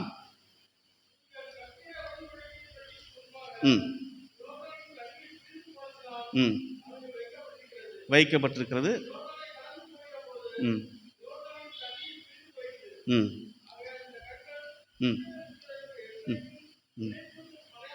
நினைப்பூட்டும் அடையாளமாக இதை நீங்கள் வையுங்கள் என்று அங்கே கடவுள் சொல்லுகின்றதை நாம் காணுகின்றோம். கர்த்தருடைய செயல்கள் மாத்திரமல்ல, அவருடைய செயல்களின் வழியாய் பெற்றுக்கொள்ளுகின்ற அடையாளங்கள் நம்மை நம்பிக்கைக்குள்ளாக வளர்க்கின்றதை நாம் காணுகின்றோம். கர்த்தர் அவ்விதமாக தன்னுடைய ஜனங்களுக்கு நம்பிக்கையை கொடுக்கின்ற ஒரு கடவுளாக அவர் காணப்பட்டார். யோசுவா 4ஆம் அதிகாரம் 23ஆம் வசனத்திலே பின்பதாக நாம் வாசிக்கின்ற வேளையில் பார்க்கலாம்.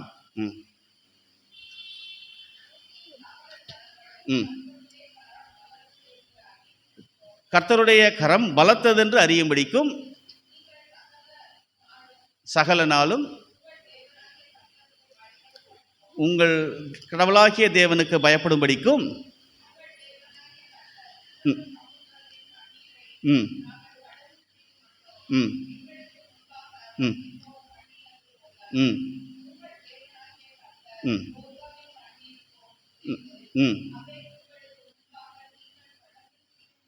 ம் ம் இந்த செயல் வழியாக சகல ஜனங்களும் கடவுளை அறிந்து இந்த கடவுள் மகத்துவம் நிறைந்தவராய் இருக்கிறார், நம்பிக்கைக்குரியவராய் இருக்கிறார் என்று சொல்லி அங்கே சொல்லப்படுகின்ற ஒரு செய்தியை நாம் காணுகிறோம். சகல ஜனங்களும் கடவுளுக்கு பயப்படுகிற பயத்தை அதனால் அறிந்து கொண்டார்கள் என்று இங்கே சொல்லுகின்ற ஒரு செயலை நாம் காணுகின்றோம். 24ஆம் வசனத்திலே கடவுளின் செயலை அவர்கள் அறிவிக்கும்படியாய் சொல்லப்படுகின்ற செய்தியை காணுகின்றோம். இவை அனைத்திற்கும் அவர்களுடைய அற்புதமான வழிநடத்துதலுக்கு, அவர்கள் கடவுள் மீது வைக்கின்ற நம்பிக்கைக்கு ஒரு செயலை மாத்திரம்தான் இந்த பகுதியிலே அவர்கள் செய்தார்கள். 10ஆம் வசனத்தை நாம் வாசிக்கலாம். ம் ம் ம் கட்டளையிட்டதையெல்லாம்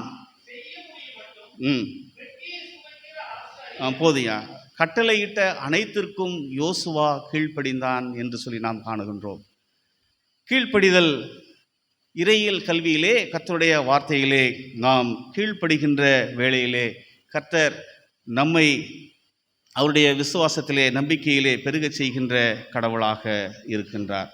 இறையியல் கல்வி நம்மை கடவுளின் செயலை நினைவு கூறுவதில் நம்பிக்கைக்குரியவர்களாக மாற்றுகின்றது. ஆகவே இறையியல் கல்வி நம்முடைய வாழ்க்கையில்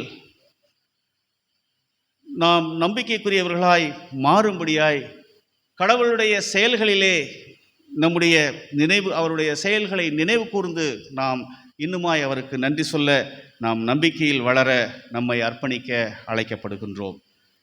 ஆண்டவருடைய கற்பித்தல் நம்முடைய வாழ்க்கையில் வெளிப்பட்டு கொண்டே இருக்கிறது. ஒவ்வொரு நிலைகளிலும் ஆண்டவர் நம்மை போதிக்கின்ற கடவுளாக, அநேக சூழல் மத்தியிலே நாம் கற்றுக்கொள்ளுகின்றவர்களாக, இவ்விதமான சூழ்நிலைகளின் வழியாக கர்த்தர் நம்மை ஒருமைப்படுத்துகின்றவராக, எல்லாவற்றுக்கும் மேலாக கீழ்ப்படிந்து அவருடைய சத்தியத்திலே நாம் நிலைத்திருக்கின்ற வேளையிலே நம்மை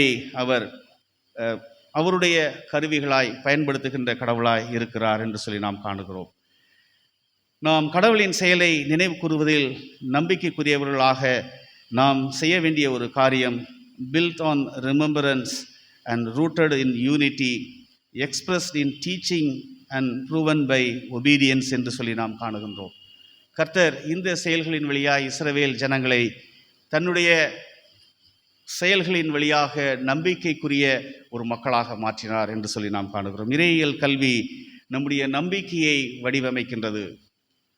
இஸ்ரவேல் ஜனங்களுக்கு நம்பிக்கை இருந்துச்சு, செங்கடெல்லாம் கடந்து வந்தாலும் நம்பிக்கை இருந்துச்சு. ஆனாலும் இன்னும் அவர்களுக்கு உண்டான ஒரு குறைவுகளை எல்லாம் தொடர்ந்து கற்றுக் கொடுத்து நினைவு கூர்ந்து அதிலே நிலைத்திருக்கும்படியாக தன்னுடைய செயல்களிலே வெளிப்படுத்தி கீழ்ப்படிதலின் வழியாக மீண்டும் அவர்களுடைய நம்பிக்கையை அவர் வடிவமைக்கின்ற ஒரு கடவுளாக இருப்பதை நாம் காணுகின்றோம். அன்புக்குரியவர்களே, நம்முடைய வாழ்க்கையில் அநேக சூழல்கள் நாம் நம்பிக்கையற்ற நிலைமையிலும் நாம் கைவிடப்படுகின்ற சூழலிலும் இருப்போம் என்று இருந்தாலும் கர்த்தர் நமக்கு நினைவு கூறுதல் வழியாக, ஒருமைப்பாட்டின் வழியாக, கற்றுக் கொடுத்தலின் வழியாக, கீழ்ப்படிதலின் வழியாக அவருடைய நம்பிக்கையை நாம் பெற்றுக்கொள்ள முடியும் என்று கர்த்தர் அங்கே கற்றுக் கொடுக்கின்ற செயலை நாம் காணுகின்றோம். இரண்டாவதாக நற்செய்தி பகுதியிலே நாம் பார்க்கின்ற வேளையிலே ஆண்டவராகிய இயேசு கிறிஸ்து அங்கே ஒரு உவமை வழியாக தன்னுடைய சீடர்களுக்கு இறையியல் கல்வியை போதித்து அங்கே செய்கின்ற ஒரு செயலை நாம் காணுகின்றோம். அங்கே போதிக்கின்றார். உவமை வழியாக ஏன் பேசுகிறீர் என்று கேட்கிறார்கள். அங்கே பரிசேயர் இருக்கிறார்கள், சதுசேயர் இருக்கிறார்கள், வேதபாரர்கள் இருக்கிறார்கள். அவர்கள் எல்லாரும் போதித்து கொண்டிருக்கிறார்கள். அவருடைய போதனையிலே நம்பிக்கை வைத்தவர்களும் இருக்கிறார்கள். அந்த சூழலிலே இயேசு கிறிஸ்துவும் கடவுளுடைய திருச்சித்தத்தை நிறைவேற்றும்படியாக அங்கே ஆண்டவருடைய ராஜ்யத்தை கட்டி எழுப்ப அவர் செயல்படுகின்ற ஒரு செயலை நாம் காணுகின்றோம். மத்தேயு 13:1-9 வசனங்களிலே அங்கே சொல்லுகின்றார். அந்த பகுதியிலே நாம் பார்க்கின்ற வேளையில் ஆண்டவர் தியாலஜிக்கல் எஜுகேஷன், அவர் பெற்ற கல்வி, அவர் முன்பதாக கர்த்தருடைய வழிநடத்துதல், அவருடைய நினைவு கூறுதல், அவருடைய இஸ்ரவேல் ஜனங்களுடைய ஒருமைப்பாடுகள், இவைகள் எல்லாவற்றின் வழியாக அவர்களை மறுரூபப்படுத்துகின்ற செயலுக்குள்ளாய் அவர் செயல்படுகின்ற ஒரு செயலை நாம் காணுகின்றோம். அவர்கள் அவிசுவாசிகளாக தான் இருந்தார்கள். யூத ஜனங்கள் மேசியா வருவார் வருவார் வருவார், நான் வந்துட்டேன்னு சொன்னாலும் அவர்கள் என்ன செய்யவில்லை, நம்பவில்லை. ஆக இறையியல் கல்வி வழியாய் அவர்களை நம்பிக்கைக்குரியவர்களாக மாற்றும்படியாய் கடவுள் அங்கே செயல்படுகின்ற ஒரு செயலை நாம் பார்க்கின்றோம். இறையியல் கல்வியானது நம்மை நம்பிக்கைக்குரியவர்களாக மாற்றுகிறது, மறுரூபப்படுத்துகிறது என்று நாம் அறிந்து கொள்ள வேண்டும். தியாலஜிக்கல் எஜுகேஷன் டிரான்ஸ்ஃபார்ம் அவர் பிலீவ்ஸ், நம்முடைய நம்பிக்கைகளை அது மறுரூபப்படுத்துகின்ற ஒரு செயலை செய்கின்றதாக நாம் காணுகின்றோம். ஆண்டவராகிய இயேசு கிறிஸ்து ஒரு சிறந்த ஆசிரியர் என்பதை நாம் மறந்து போகக்கூடாது. ஆகவே சில இடங்களிலே அவர் சொல்லுவார்கள், குருவே என்று சொல்லுகின்ற அடைமொழியை நாம் திருமறையிலே காண முடியும். அவருடைய சீடர்கள் அவரை குரு என்று அழைத்தார்கள் என்று சொல்லி நாம் காணுகின்றோம். நாம் வாசிக்க கேட்ட பகுதியிலே 4ஆம் வசனத்திற்கு இணையான பகுதி அதனுடைய 19ஆம் விளக்கம் 19ஆம் வசனத்திலே இருக்கின்றது. ஆண்டவர் சொல்லுகின்றார், அங்கே நல்ல நிலத்தில் விழுகுது, கற்பாறையிலே விழுகுது, பாதையிலே விதைகள் விழுகிறது, நல்ல நிலத்திலும் சில விதைகள் விழுந்தது. இந்த 4 விதைகளும் ஒரே விதைகள் தான், ஒரே தரம் வாய்ந்தவை தான், எல்லாம் ஒரே குவாலிட்டியில் உள்ளவைகள் தான், ஒன்றானவைகள் தான். ஆனாலும் நல்ல நிலத்தில் விழுந்த விதைகள் மாத்திரமே பலனை தருகிறதாய் இருக்கிறது என்று அங்கே சொல்லுகின்ற ஒரு செய்தியை காணுகின்றோம். ஏன் அவ்விதமாக இருக்கிறது அதை குறித்து மீண்டுமாய் சொல்லுகின்றார். மத்தேயு 13:4 வசனத்தில் என்ன சொல்லுது? 4ஆம் வசனம் ஒருத்தர் வாசிங்க. வழி அருகே விழுந்தது. அப்படியே 19ஆம் வசனத்தை வாசிங்க. ம் ம் ம் ம் வழியருகே விதைக்கப்பட்டவன் விதை வெளியே தெரிவதினால் பொல்லாங்கான் வந்து அவனுடைய இதயத்தின் செயல்களிலே அதை அழித்து போடுகிறான் என்று சொல்லுகின்ற ஒரு செய்தியை நாம் காணுகின்றோம். ஆகவே அவர் சொல்லுகின்றார், வழியருகே விழுந்த விதையைப் போல நாம் கடவுளிடத்திலே நம்பிக்கை வைத்தவர்களாய் வாழக்கூடாது. ஆண்டவர் நம்மை அவருடைய பிள்ளைகளாய் தெரிந்தெடுத்திருக்கின்றார். நாம் அவருடைய நம்பிக்கையை அவர் வெளிப்படுத்துகின்ற செயலிலே நாம் மறுரூபப்பட வேண்டும் என்கின்ற ஒரு செய்தியை ஆண்டவர் அங்கே சொல்லுகின்றார். அவர்களுடைய மனதை மாற்றும்படியாய் அவர்கள் மறுரூபப்பட வேண்டும், அவரை ஏற்றுக்கொள்ள வேண்டும் என்று எவ்வளவோ முயற்சிகளை செய்கின்ற ஒரு கிறிஸ்துவை நாம் காணுகின்றோம். தொடர்ந்து வாசிங்க. 5ஆம் வசனத்தை என்ன சொல்கிறார்? சில கற்பாறை இடங்களிலே விழுந்த விதை. அது 20ஆம் வசனத்தை வாசிக்கலாம். கற்பாறை நிலங்களிலே விதைக்கப்பட்டவன் வசனத்தை கேட்டு உடனே ஏற்றுக்கொள்வார்கள். எப்படி? சில பேர் வழி அருகே விழுந்த விதைகள் எதை பற்றியும் கவலை கிடையாது, அது பாட்டு நம்ம பாட்டுக்கு இருக்கே, சர்ச்சை அது பாட்டுக்கு போ, வசனத்தை சொல்கிறவங்க சொல்லட்டும், சுவிசேஷம் பண்ணுறவங்க பண்ணட்டும் என்று இருக்கின்ற மக்களை குறித்து அவர் சொல்லுகின்றார். 5ஆம் வசனத்திலே அங்கே கற்பாறை அருகே விழுந்த விதையானது எப்படி இருக்கிறதா? வாசிங்கம்மா தொடர்ந்து 20ஆம் வசனம். ஆகிலும் தனக்குள்ளே நம்பிக்கையும் விசுவாசம் மற்ற ஒரு கிறிஸ்தவனாக ஆண்டவருடைய வார்த்தையிலே இருக்கின்ற வேளையிலே கொஞ்ச காலம் மாத்திரம் வசனத்தின் நிமித்தம் உபத்திரமும் துன்பமும் உண்டானவுடனே இடரல் அடைந்து போய்விடுகின்றவர்கள் கற்பாறையில் விழுந்த விதைகளுக்கு ஒப்பாய் இருக்கின்றார்கள். கற்பாறை என்பது அங்கே விழுந்த விதை நிச்சயமாக வேர் விடுதல் கஷ்டம். ஆனாலும் வீட்டிலெல்லாம் மரம் முளைச்சி வரிக்கிற இதெல்லாம் இருக்குது. அதெல்லாம் அவ்விதமான கடினமான சூழ்நிலையிலும் வளருகின்ற மரங்களை நாம் காணுகின்றோம்.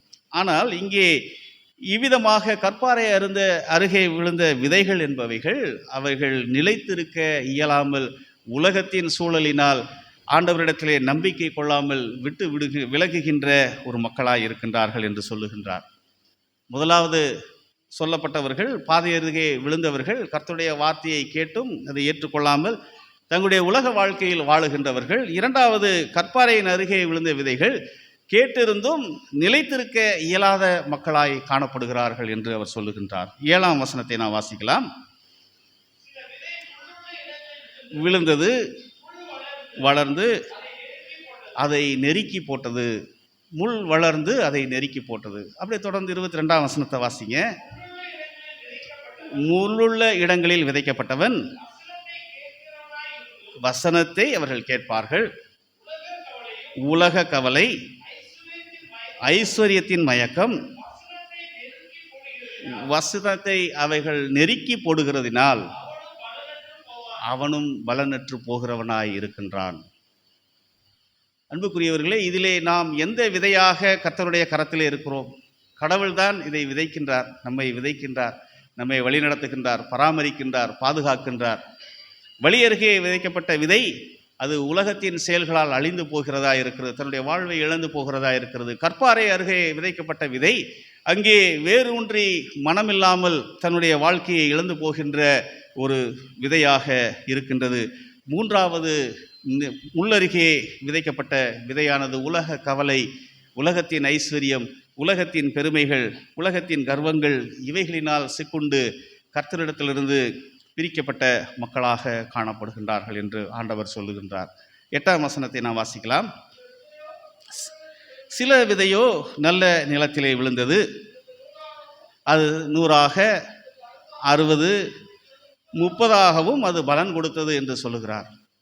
ஆகவே நல்ல நிலத்தில் விழுந்த விதையாக இருக்கின்றவர்கள் கர்த்தரை நம்பிக்கையாய் ஏற்றுக்கொண்டவர்கள் என்று அவர் சொல்லுகின்ற ஒரு செய்தியை காணுகின்றோம். இயேசு தனது வாழ்வில் நம்பிக்கையில் சீடர்கள் வளர, அவரில் கடவுளின் வார்த்தையில் நம்பிக்கைக்குரியவர்களாக மாற்றும்படியாய் தன்னையே அர்ப்பணித்தார் என்று சொல்லி நாம் காணுகின்றோம்.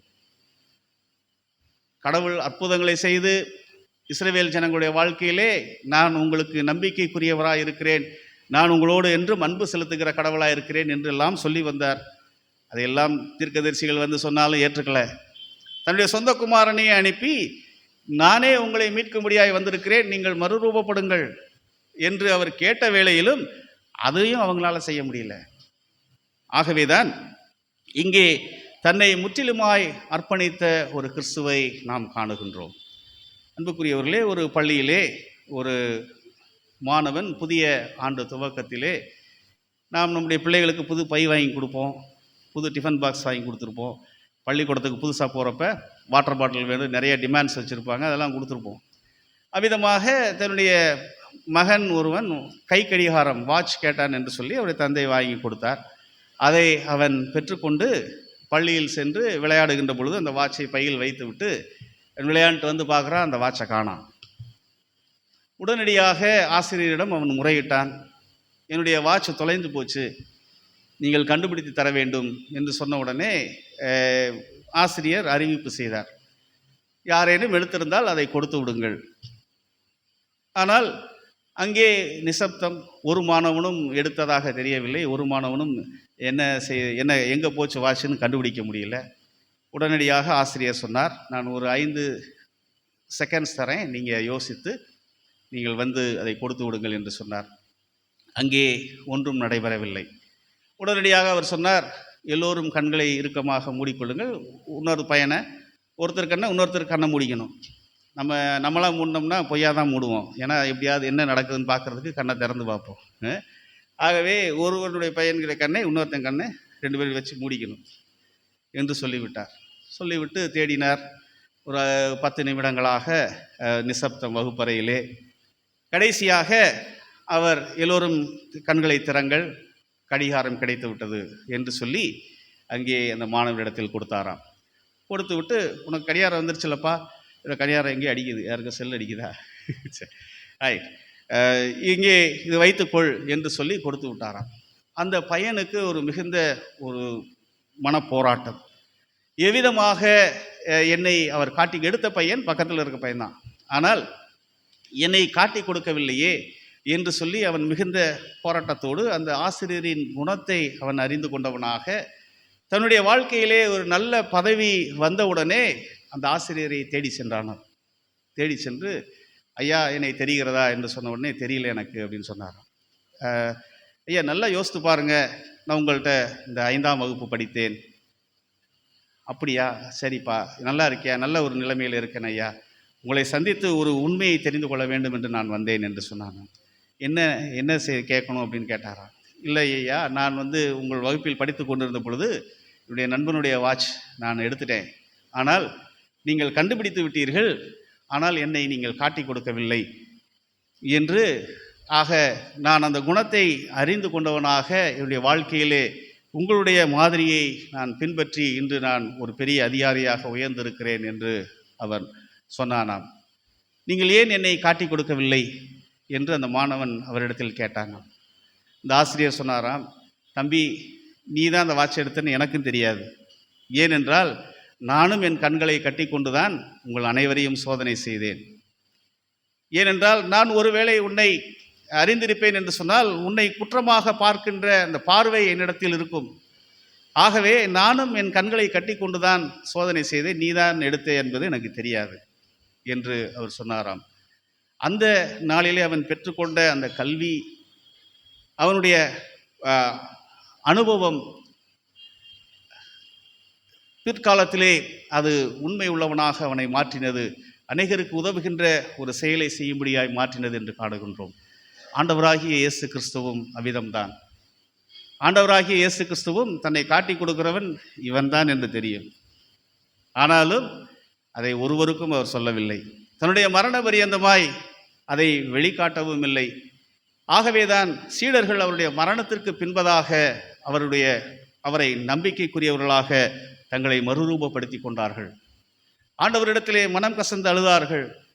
ஆண்டவரிடத்திலே, ஆண்டவரே, நீர் சொன்னதை எல்லாவற்றையும் நாங்கள் ஏற்றுக்கொள்ளவில்லை, அதை செயல்பாட்டின் வழியாக கற்றுக் கொடுத்த ஒரு கடவுளை நாம் காணுகின்றோம். அன்புக்குரியவர்களே, தியாலஜிக்கல் எஜுகேஷன் டிரான்ஸ்ஃபார்ம் அவர் பிலீவ்ஸ்.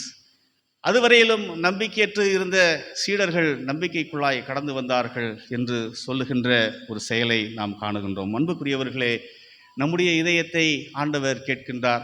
அவருடைய வார்த்தையிலே நாம் விதைக்கப்பட, அந்த வார்த்தையிலே விதைக்கின்ற அந்த இதயமானது நாம் வழியே பாதை போல இதயத்தை நாம் பெற்றவர்களாக அல்ல, பாறை போன்ற இதயத்தை பெற்றவர்களாக அல்ல, முட்செடிகளை போன்ற இதயத்தை பெற்றவர்களாக அல்ல, நல்ல இதயத்தை பெற்றுக்கொண்டவர்களாக கர்த்தர் நம்மை அழைக்கின்றார்.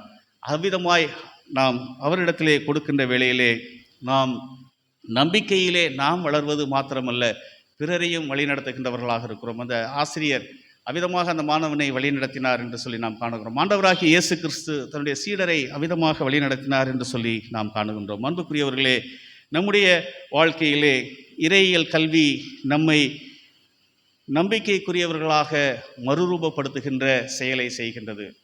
இறையியல் கல்வி நம்மை நம்பிக்கைக்குரியவர்களாக வடிவமைக்கின்றது.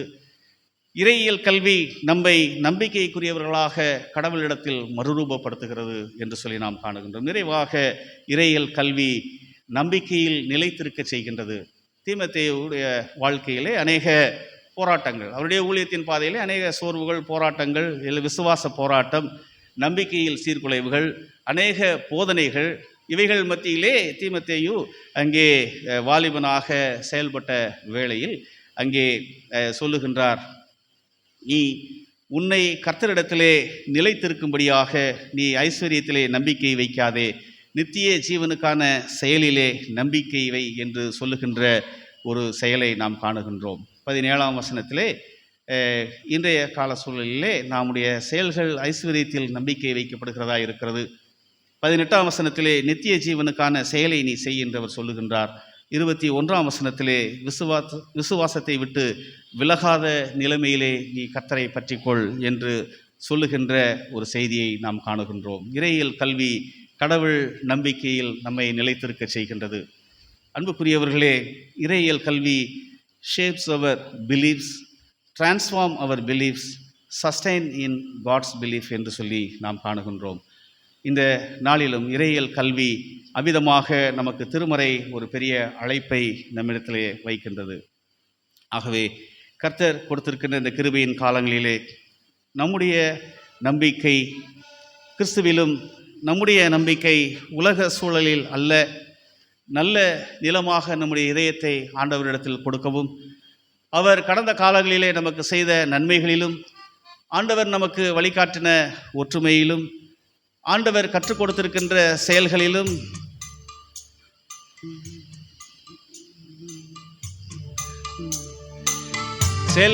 நம்மை அர்ப்பணிக்கும்படியாக நாம் இந்த வேளையிலே இந்த இறையியல் பயணம் நம்முடைய வாழ்க்கையில் கொடுக்கப்பட்டிருக்கிறது. அதை நாம் திருமறை வழியாக பயிலும்படியாய் நாம் அழைக்கப்பட்டிருக்கிறோம். அதற்கு ஆவியானவர் துணை செய்கின்றவராய் இருக்கிறார் என்ற நன்றி உணர்வோடு நாம் ஆண்டவருடைய கரங்களை நம்மை இந்த வேளையிலும் அர்ப்பணிப்போம். இறையியல் பயணம் தொடர்வோம், திருவழி நின்றே மறை பயில்வோம். இறையியல் பயணம் தொடர்வோம். சூழல்கள் தொடுத்திடும் வினாக்கள், நம் சிந்தைக்கு துணை தரும் சவால்கள். சூழல்கள் தொடுத்திடும் வினாக்கள், நம் சிந்தைக்கு துணை தரும் சவால்கள். ஏழைகள் எழுப்பிடும் கேள்விகள், ஏழைகள் எழுப்பிடும் கேள்விகள், நம் இறையியல் திசை வழி காட்டிகள். நம் இறையியல் திசை வழி காட்டிகள். இறையியல் பயணம் தொடர்வோம். திருச்சபை வாழ்வில் இறையியல் சீர்திருத்தமே வழங்கிடும் வாழ்வியல். திருச்சபை வாழ்வில் இறையியல் சீர்திருத்தமே வழங்கிடும் வாழ்வியல். பொருத்தமாய் பணிதனை புரிந்திட,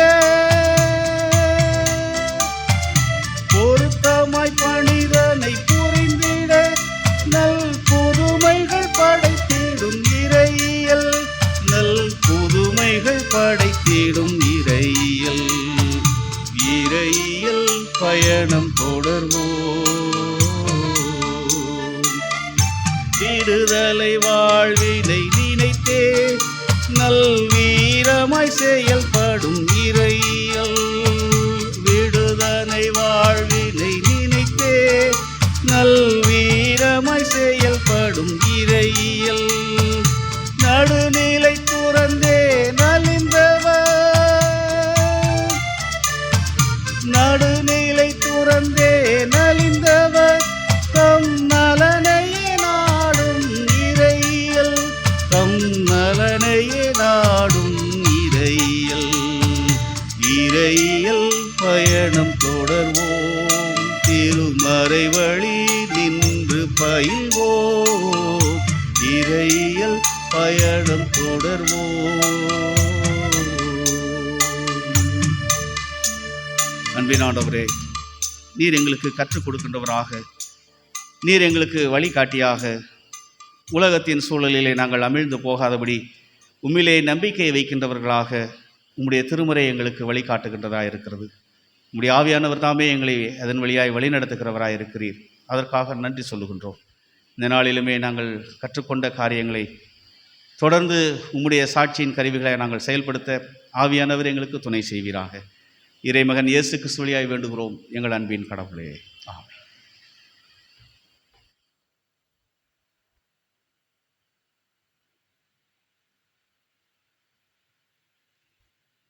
ஆண்டவருடைய வார்த்தையை கேட்ட நாம் நம்மையும் நம்முடைய காணிக்கைகளையும் கடவுளுக்கு என்று படைப்போம். கீர்த்தனைகளிலே பாடலின் 8 தெய்வன்பின் வெள்ளமே திருவருள் தோற்றமே என்ற பாடல் பாடி நம்மையும் நம்முடைய காணிக்கைகளையும் கடவுளுக்கு என்று படைப்போம். இந்த பாடல் வேளையிலே ஸ்தோத்திர காணிக்கை படைக்கிறவர்கள் நீங்கள் முன்வர உங்களை அன்போடு கேட்டுக்கொள்கிறேன். கீர்த்தனை எண் 8.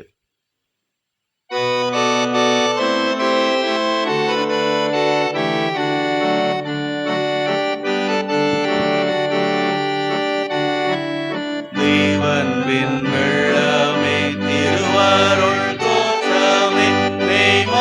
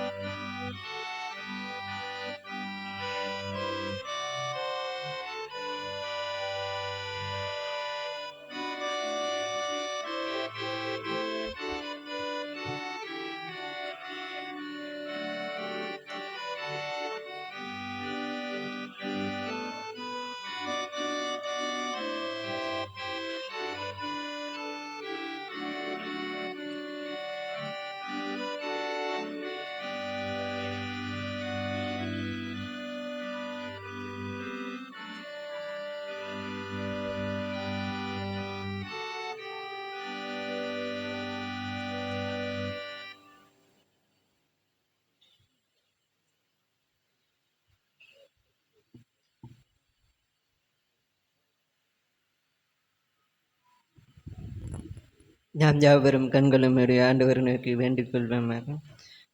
அன்பு நிறைந்த நல்ல ஆண்டவர், இந்த காலை வேலைக்காக ஜெபிக்கிறோம் ஆண்டவர். குறிப்பாக காணிக்கைக்காக ஜெபிக்கிறோம் ஆண்டவர். கடந்த நாட்கள் கண்மணி போல எங்களை பாதுகாத்து வழிநடத்தி நிறைவுமிக்க நன்றி ஆண்டவர். தம் உள்ளங்களும் கரங்களும் எம்மறை கரத்துள்ள படிக்கிறோம் ஆண்டவர். உம்முடைய நாம மகிமைப்படும்படியாக இருக்க கிருபை செய்யலாம். இங்கே வந்திருக்கிற ஒவ்வொருவரையும் மாற்றிடுவதுங்க. எல்லா செய்தி கன மகிமை எல்லாம் உமக்கே செலுத்துக்கிறோம். கர்த்தராகிய இயேசு கிறிஸ்துவின் வழியாக வேண்டிக் கொள்கிறோம் பிதாவே, ஆமென்.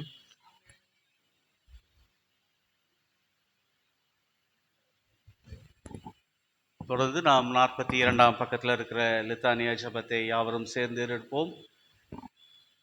ஒவ்வொரு ஜெப குறிப்புக்கு பின்பதாகவும் கர்த்தாவே கிருபையாயிரும் என்று சொல்லி நாம் ஆண்டவரை நோக்கி வேண்டிக் கொள்வோம்.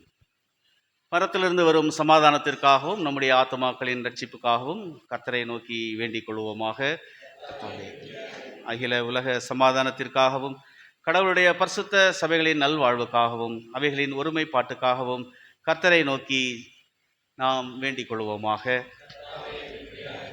நம்முடைய பேராயர்களும் மற்றெல்லா பணிவிடைக்காரரும் சிறப்பாக நமது தென்னிந்திய திருச்சபையின் பிரதம பேராயர் தேர்தலுக்காக மற்றெல்லா பேராயர்களுக்காக, குறிப்பாக மதுரை ராமநாதபுரம் திருமணத்தின் மகாகணம் அத்தியட்சர் பேராயர் ஐயாவுக்காக, அவருடைய குடும்பத்தாருக்காக, இன்றைய நாட்களிலும் அவர்களுடைய 3 ஆண்டு திருப்பணிகளுக்காக, தொடர்ந்து புதிய ஆண்டின் ஆசீர்வாதங்களுக்காக நாம் கடவுளை நோக்கி வேண்டிக் கொள்வதோடு ஒவ்வொருவரும் நமது திருமண்டலமும் ஆண்டவருடைய பணிகளிலே தங்களுடைய பணிவேளைகளை நிறைவேற்ற ஆண்டவர் கிருபை தரும்படியாய் ஆண்டவரை நோக்கி வேண்டிக் கொள்வோமாக. நமது தேசத்தின் ஜனாதிபதி, பிரதமர், அதிகாரம் வகிப்பவர் அனைவருக்காகவும் கர்த்தரை நோக்கி வேண்டிக் கொள்வோமாக. வியாதியஸ்தர், உபத்திரப்படுவோர், துக்கப்படுவோர், மரண தருவாயில் இருப்போர் அனைவருக்காகவும் கடவுளை நோக்கி வேண்டிக் கொள்வோமாக. ஏழைகள், பட்டினியாயிருப்போர், அனாதைகள், விதவைகள், உபத்திரப்படுவோர் அனைவருக்காகவும் கடவுளை நோக்கி வேண்டிக் கொள்வோமாக. அந்தகாரத்தினின்று நம்மை தம்முடைய ஆச்சரியமான ஒளியினிடத்திற்கு வரவழைத்தவருடைய மகத்துவங்களை காண்பிக்கும் பொருட்டாக நமக்காகவும் கிறிஸ்துவின் திருப்பெயரை அறிக்கை பண்ணும் யாவருக்காகவும் கடவுளை நோக்கி வேண்டிக் கொள்வோமாக. சர்வ வல்லமையுள்ள நித்திய கடவுளே, திருச்சபையின் முழு சரீரத்தையும் உமது ஆவியானவரால் ஆண்டு பரிசுத்தப்படுத்துகிறவரே, உமது திருச்சபையில் எல்லா நிலைமையிலும் உள்ள மனிதருக்காக உமது திரு முன்பதாக நாங்கள் ஏறெடுக்கும் விண்ணப்பங்களையும் வேண்டுதல்களையும் அங்கீகரித்தருளும். ஒவ்வொரு அங்கத்தினரும் தன் தன் அழைப்பிலும் பணிவிடையிலும் உண்மையோடும் கடவுளுக்கு உகந்த பக்தியோடும் உமக்கு ஊழியம் செய்ய நீர் கிருபை தர வேண்டும் என்று எங்கள் ஆண்டவரும் இரட்சகரும் ஆகிய இயேசு கிறிஸ்துவின் வழியாய் வேண்டிக் கொள்கிறோம். ஆமேன்.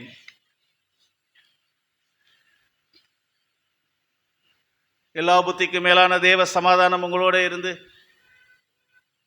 நீங்கள் கடவுளையும் அவருடைய குமாரனாகிய நம்முடைய நாதர் இயேசு கிறிஸ்துவை பற்றிய அறிவிலும் அன்பிலும் நிலைத்திருக்கும்படி உங்கள் இதயத்தையும் சிந்தையையும் காக்க கடவுது. பிதா, குமாரன், பரிசுத்த ஆவியுமாகிய சர்வ வல்லமை பொருந்தின கடவுளுடைய ஆசீர்வாதம் உங்களுக்குள்ளே இருந்து எப்பொழுதும் உங்களோட நிலைத்திருக்க கடவுது.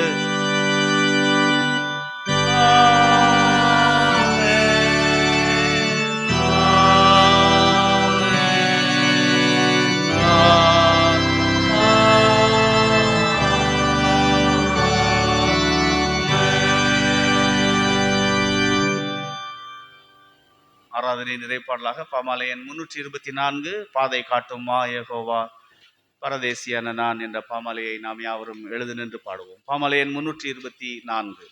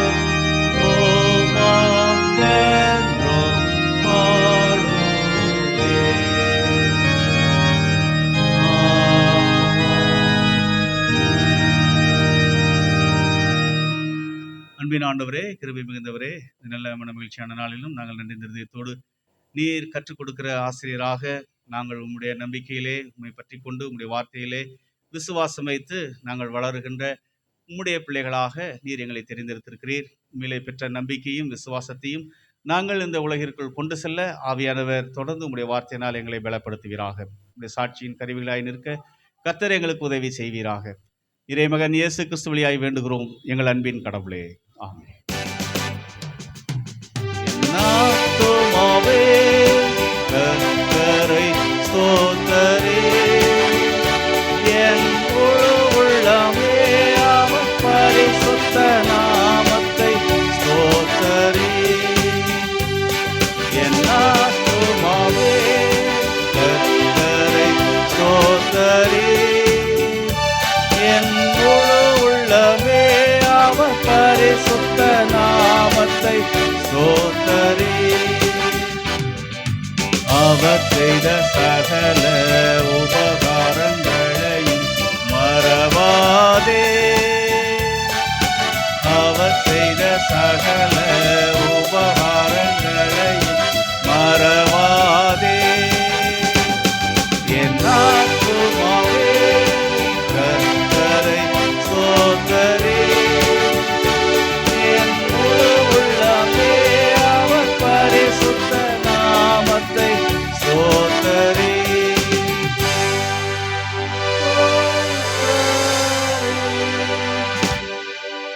கர்த்தர் உங்களோடு இருப்பாராக.